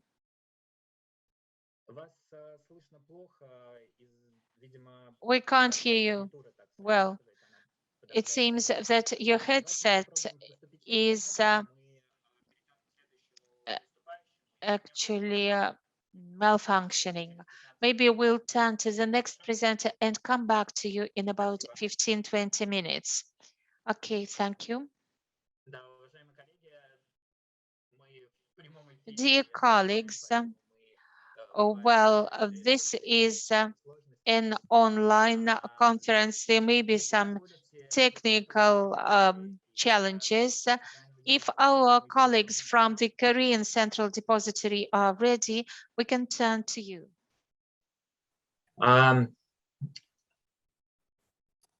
We'll hear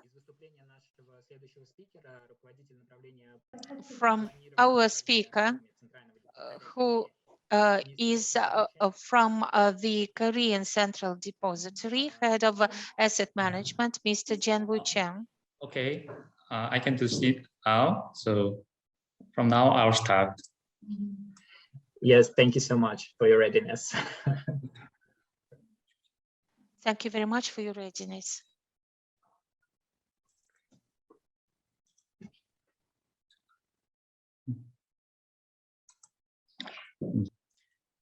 Good afternoon, ladies and gentlemen. I'm Junwoo Jang from the Asset Management Planning team of the Korea Securities Depository. And I'm very delighted to deliver this presentation today. For the next 15 minutes, I'm going to explain how FundNet began and has evolved as a unique one-stop networking platform for the Korean fund industry. First of all, I'd like to walk you through FundNet's background and contribution to the growth of the Korean fund market. And I will tell you a recent crisis caused by privately placed fund frauds and the follow-up legal amendments. After that, I'm going to talk about how to support the growth of private funds and some of the expected benefits. Lastly, I will briefly touch on our new platform called VentureNet before moving on to a Q&A session. All right, then let's get started. Before the inception of FundNet, there was no central platform to connect market players and process post-trade instructions. So market players had to contact each other by phone, post, or email whenever there was a transaction. At the time, the Korean fund market had several issues. The first issue was what it called as the spaghetti problem.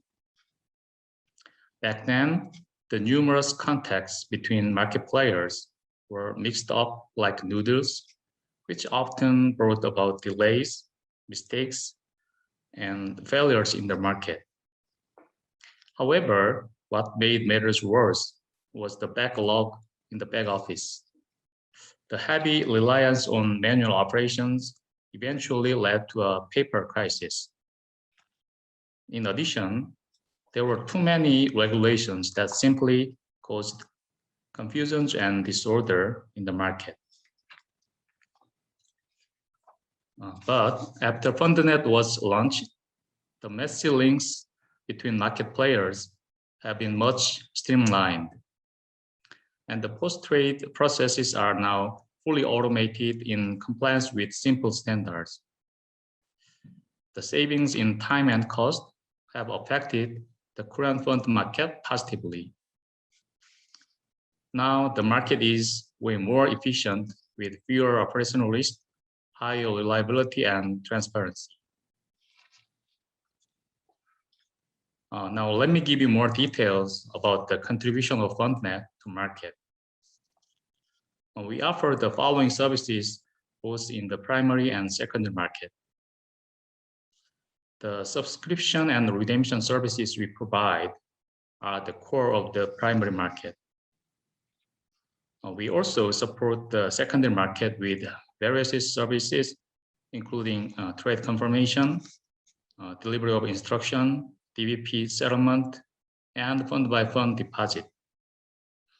As you can see in this slide, FundNet serves a trusted central platform that links everyone in the market, such as asset managers, distributors, trustees, brokers, and administrators. FundNet also supports offshore fund distribution and trade matching via interlinkage with global service providers. Here are some stats for you to consider. In the early 2000s, the amount of assets under management, or AUM, barely changed. But after FundNet went live, the scale of AUM has steadily increased, except for the 2008 global financial crisis. So in 2020, the total AUM stood at over $577 billion, which is 270% growth from $156 billion in 2004, when FundNet was first introduced. In addition, as of August 2021, the total number of FundNet users exceeded 600. All in all, the Korean fund market has grown exponentially on the back of FundNet.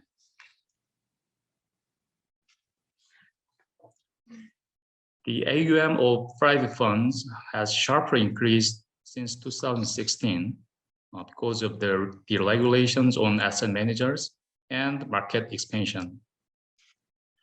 At the end of 2020, the private fund AUM reached $363 billion, and the number of funds was near 10,000. However, in 2019 and 2020, there were big fund frauds cases caused by some asset management companies, which led to a massive delay of redemption. These scandals not only brought a huge financial damage for individual investors, but also greatly undermined the market trust in private market. From here, I want to explain how to rescue the private fund market moving forward. The first step would be to revisit legal grounds and amend the relevant laws and regulations. In response, the Korea Financial Regulator, the Financial Services Commission, or FSC, amended the Financial Investment Services and Capital Market Act, and the legal changes were executed on October 21st, 2021. The essence of the regulatory reform was to strengthen investor protection, to improve efficiencies in market, establish appropriate rules and regulations, and expand the supply of venture capital. The goal of such a reform is basically to make the market transparent and safeguard investors. The following FSC's reform plan, KSD has upgraded FundNet to better support the private fund market. So what's called as Fund Asset Reconciliation System is now added to FundNet. Thanks to such functional upgrades, asset managers and trustees on FundNet can browse through and reconcile asset details in real time. This new system change went into effect in June this year, and the full system upgrade will be applied next spring.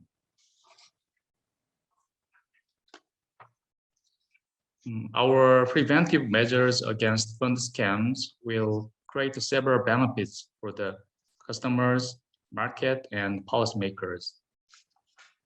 Firstly, customers can cross-check critical trading information more easily and thereby strengthen their internal control and risk management. Secondly, market trust will be much restored as we boost the transparency of private fund trading and the accountability of relevant parties. Last but not least, the government can facilitate the investment of venture capitalists and promote more efficient regulatory policies. This extra page is included here to show you our newly launched platform called VentureNet. VentureNet went live this month, and modeled after FundNet. It aims to support the securities issuance and the management of venture companies.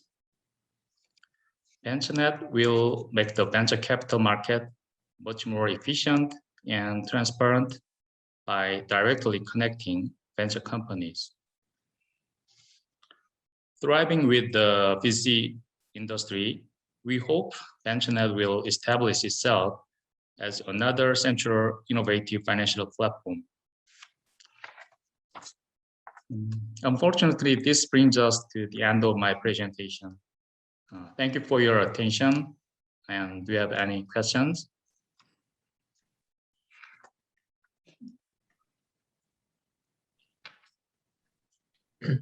Thank you so much, John Chen. That was very interesting presentation, and I have a couple of questions to you. So I guess you mentioned something about that, but still, could you please clarify, has the reform helped restore private investor confidence in funds?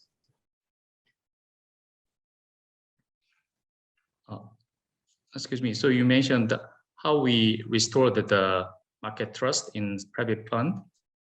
Yeah. Yeah. The first step was done from the financial regulator, the FSC in Korea, to amend the appropriate act and laws. And second, we also supported to cross-check the system to check the real asset is real in both sides. For example, the trustee and asset management company. So by doing that, the individual investors can trust the assets are well deposited and well organized. So our action will be done even next year to finalize that, adding the more functions there. So these efforts will be very helpful to restore the market trust. Okay, thank you so much. And one more question.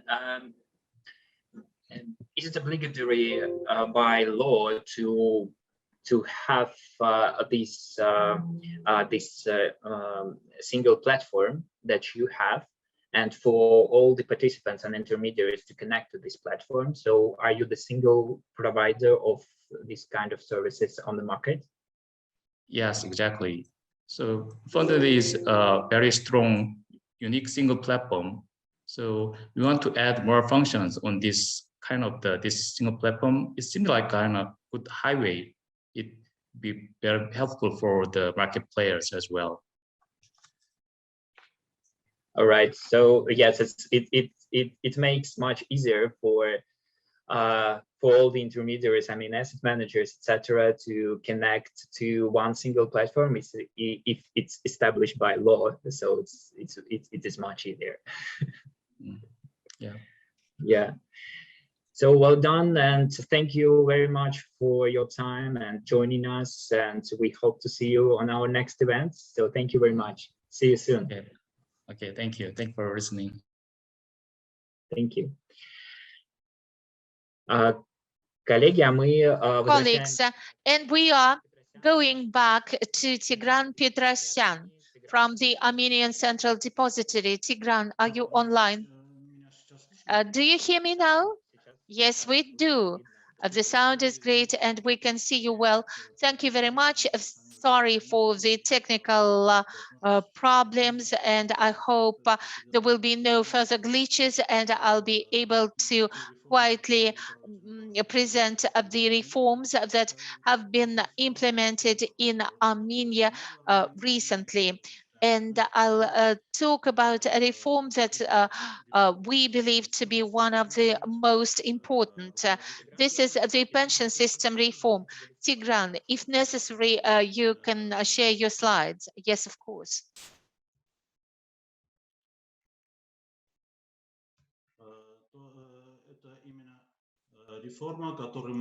This is the reform that we consider to be one of the most important reforms that were implemented recently. This reform is more socially oriented in essence, but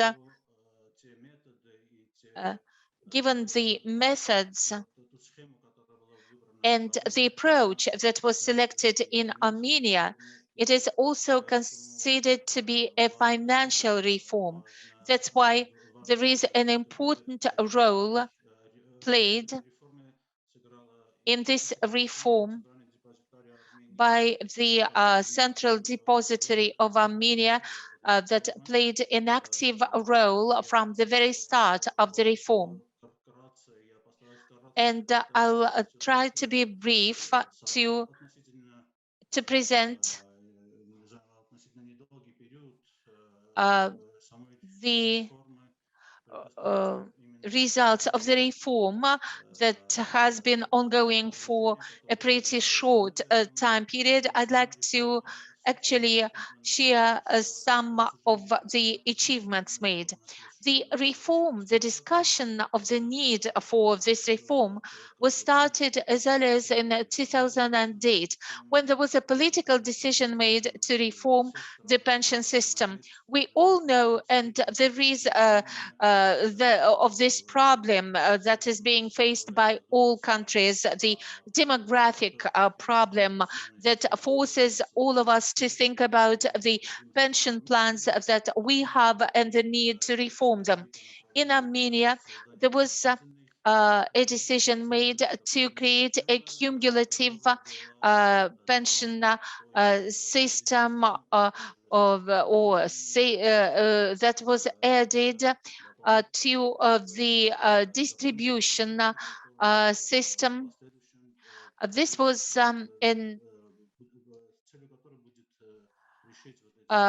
and this contribution pension system and distribution pension system is supposed to address the future problems. And in 2009, we started discussing the principles of this reform. And in 2010, there was a law adopted, and this was the start of all the reforms that we were supposed to implement. So to set up the pension plan for the future. And the Central Depository was involved in the discussion of the plan, and we realized that the transition would be challenging. And for that purpose, we had to prepare, and we started the preparation for the reform in 2012, when we signed an agreement, when an agreement was signed between the Armenian government and the Central Depository in order to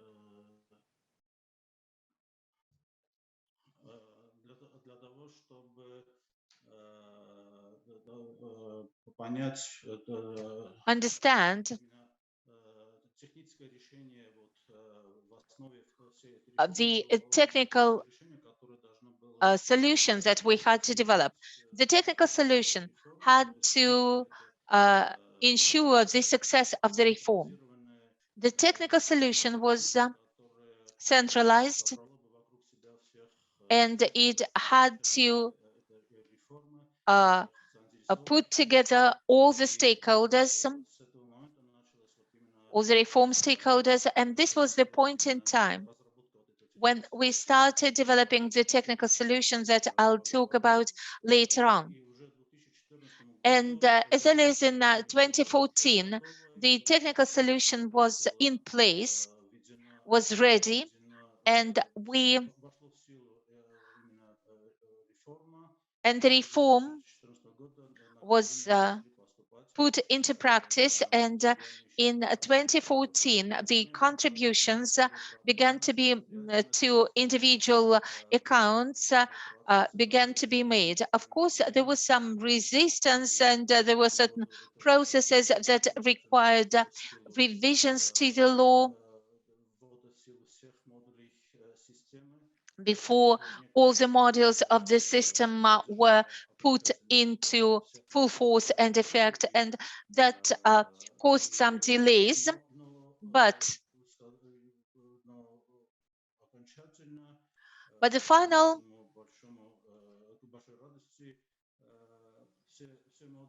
to our great joy, the system was finally launched in 2018. There are some transactional terms and conditions that have to be in place by 2023. And in order to implement maximum contribution rates to ensure adequate pensions in the future. And the Central Depository has been engaged in the process and the reform, and we were involved in the development of the system itself. The system of a central register, and then the Central Depository had an opportunity to keep the register, and this is the key function that the Central Depository is performing as part of the reform. And another function of the Central Depository is acting as a custodian of pension fund assets provided to fund managers who manage assets and make investment decisions and invest funds. So on the screen, you can see the key functions performed by the Central Depository. This is the technical solution, and we set up this information system with support from our Estonian colleagues. In Estonia, they have a similar contribution pension system, and we borrowed quite a lot of elements from this system. And as to the technical solutions, practically all solutions, all processes are automated to the maximum extent possible. And as to human intervention or manual input, the human factor is minimized as much as possible. And I am strongly convinced that this is one of the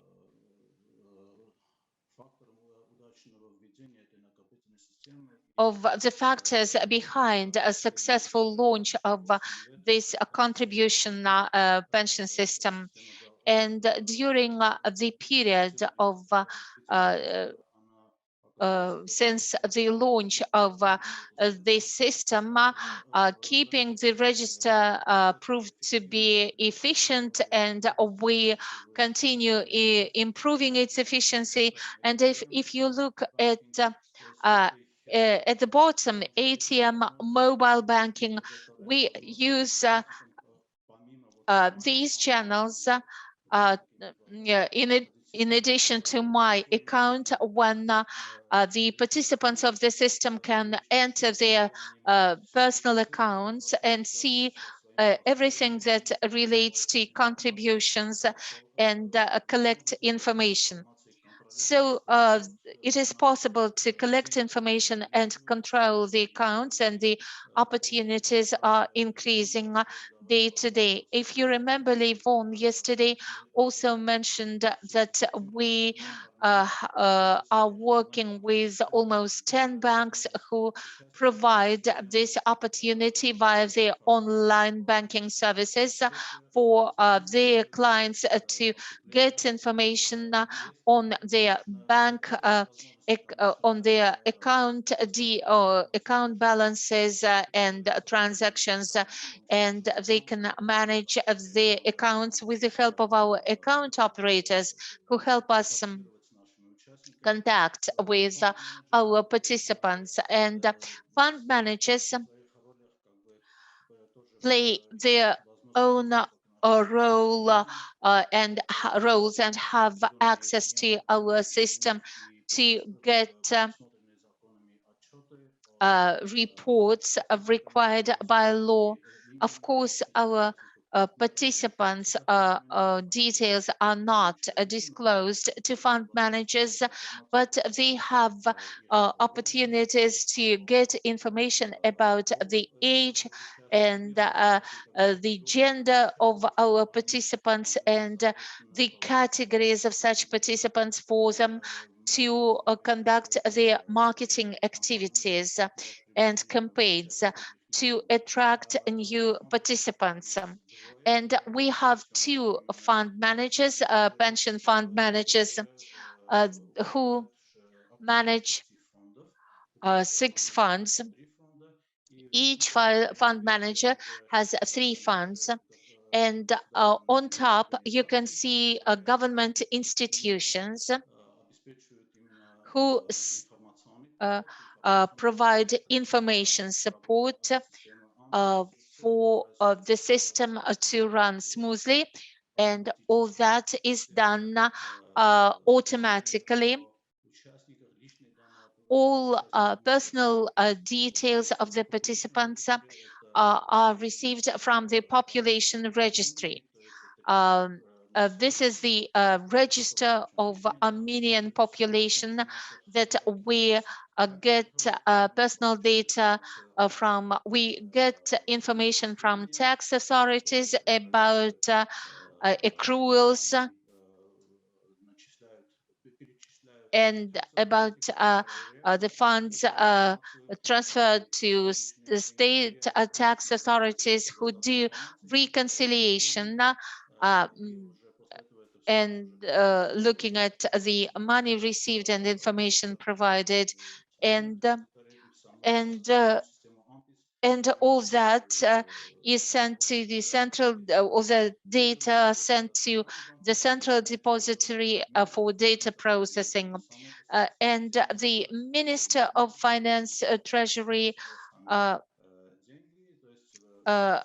actually is actually listed here among the institutions who have access to the system playing, and each of these stakeholders has its own role to perform and has limited access, which means that access is restricted to necessary processes that they have to perform.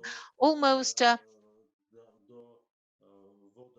5 years before the contribution pension system, the funded pension system, was launched, before the contributions started to be made, we began developing the system 5 years in advance. And maybe it does not sound modest, but this was the main prerequisite of our success, the success of the central depository that performed and hopefully will keep performing its functions and will meet its fulfill its obligations. I'd also like to tell you about the fund assets. The assets are growing. I hope you can see the slide showing how our assets have been growing for the recent during the recent 5 years. And you can see the key investment areas for fund managers to where fund managers are acting. This reform enabled fund managers to become important players in the Armenian financial system. And they need to invest assets to ensure success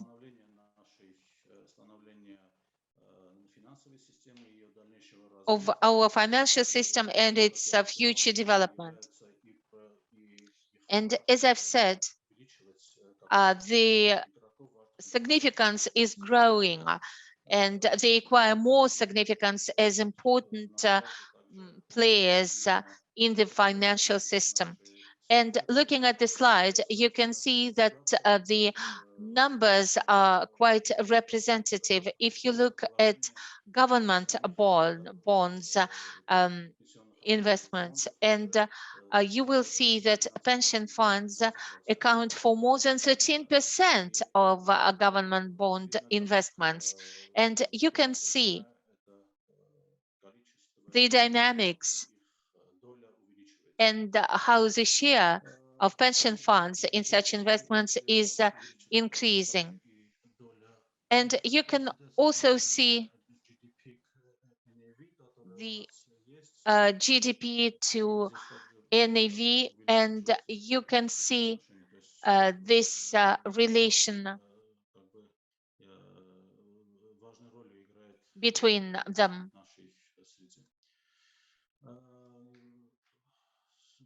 So here, I'd like to say a few words about profitability of our funds. Here you can see two values for each of the funds since inception, which means as of the date when they joined the pension system, and over the past 3 years. The situation in the market has made a direct impact on the profitability of our funds. If until 2020, before the events in 2020, the profitability exceeded 10% on average since inception. Over the past 3 years, you can see this downward trend, but I hope and I'm confident that our fund managers will respond to the negative trend and make investment decisions to stabilize the situation and go back on the upward trend.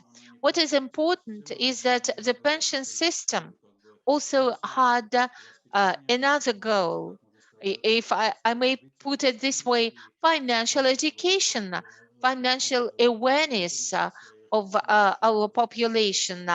And as far as profitability of pension in fund investments, we can see that the participants are responding to that. Even if that response is not always favorable, it may be negative, it may be they may express dissatisfaction.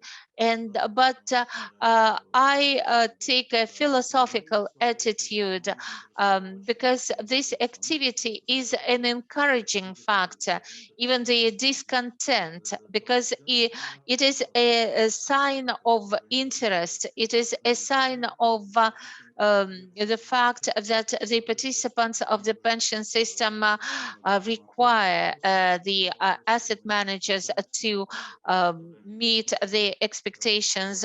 We provide information on the markets, and in addition to thinking about to the fact that individuals think about their pension accounts balances. They also understand the processes around us, and the, so to say,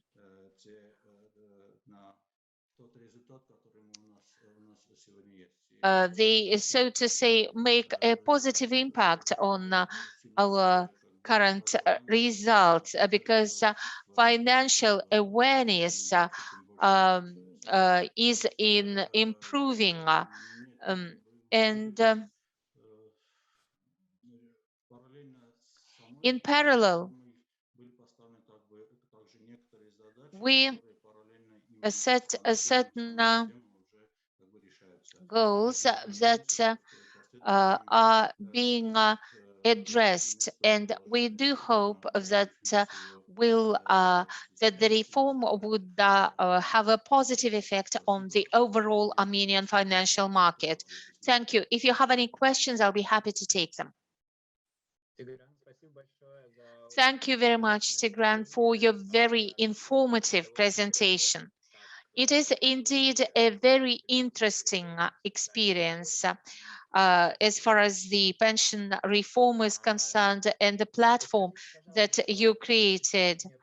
Could you please elaborate on who drove that reform in your market and why the central depository became the operator?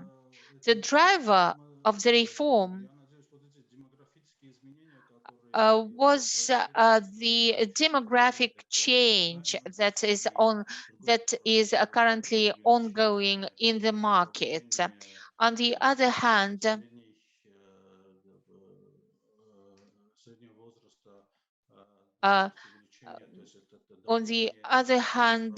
the life expectancy is also increasing, and there is a pressure on that stratum of the population that is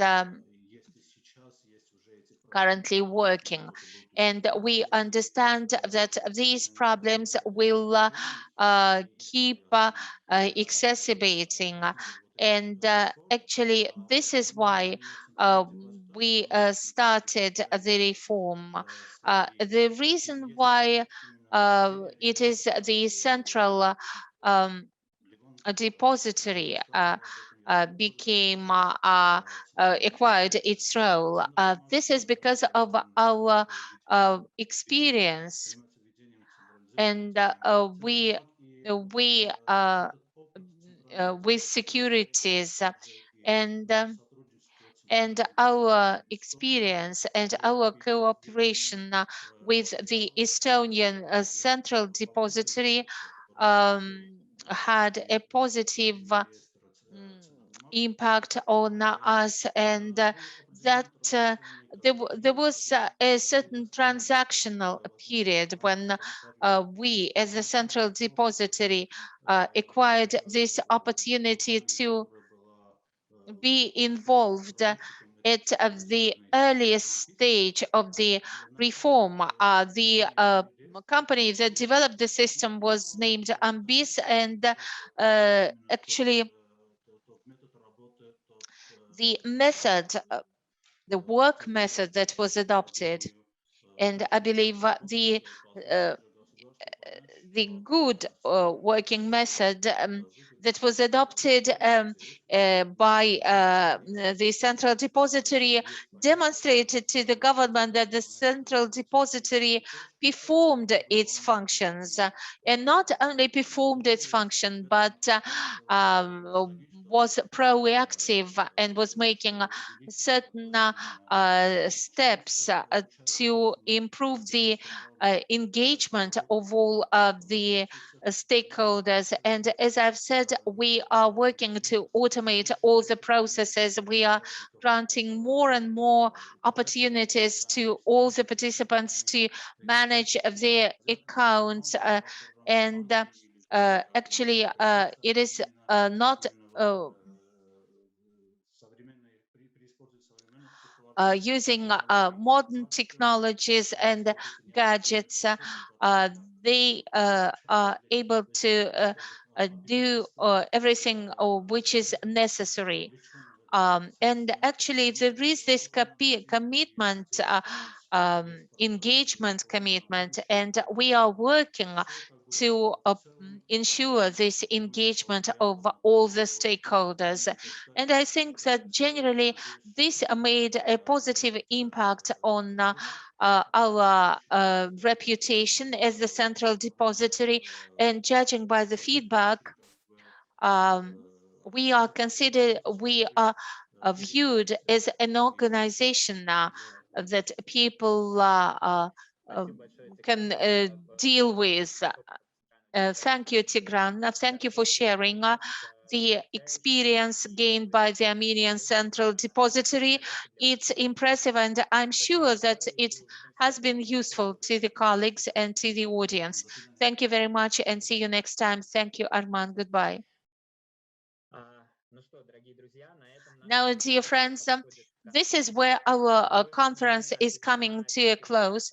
Please allow me to express my deepest gratitude to all the colleagues from the Armenian Central Depository and NSD for their major contribution to the arrangement, and we thank the Kazakhstan Central Depository and Percival for financial support. We'd like to thank our speakers and our moderators for their insightful and informative presentations. And we are extremely useful to all our attendees and participants for your interest. We felt great in your company, and hopefully you felt the same. And we'll be happy to see all of you at our future events. And this is where I'd like to hand over my virtual microphone to Vagan Stepanyan for his closing word. Thank you, Arman. Well, this is the end of our 17th conference and the first virtual conference. Everything was very interesting, in my opinion. It was very productive, and I'd like to thank all the speakers for that primarily, and all the panel discussion participants, because it was thanks to them that this conference has been so saturated with information and so insightful. I'd like to thank NSD, the Kazakhstan Central Depository, and our long-term partner Percival for their sponsorship and help in arranging our conference. I'd like to also express my special gratitude to NSD for taking over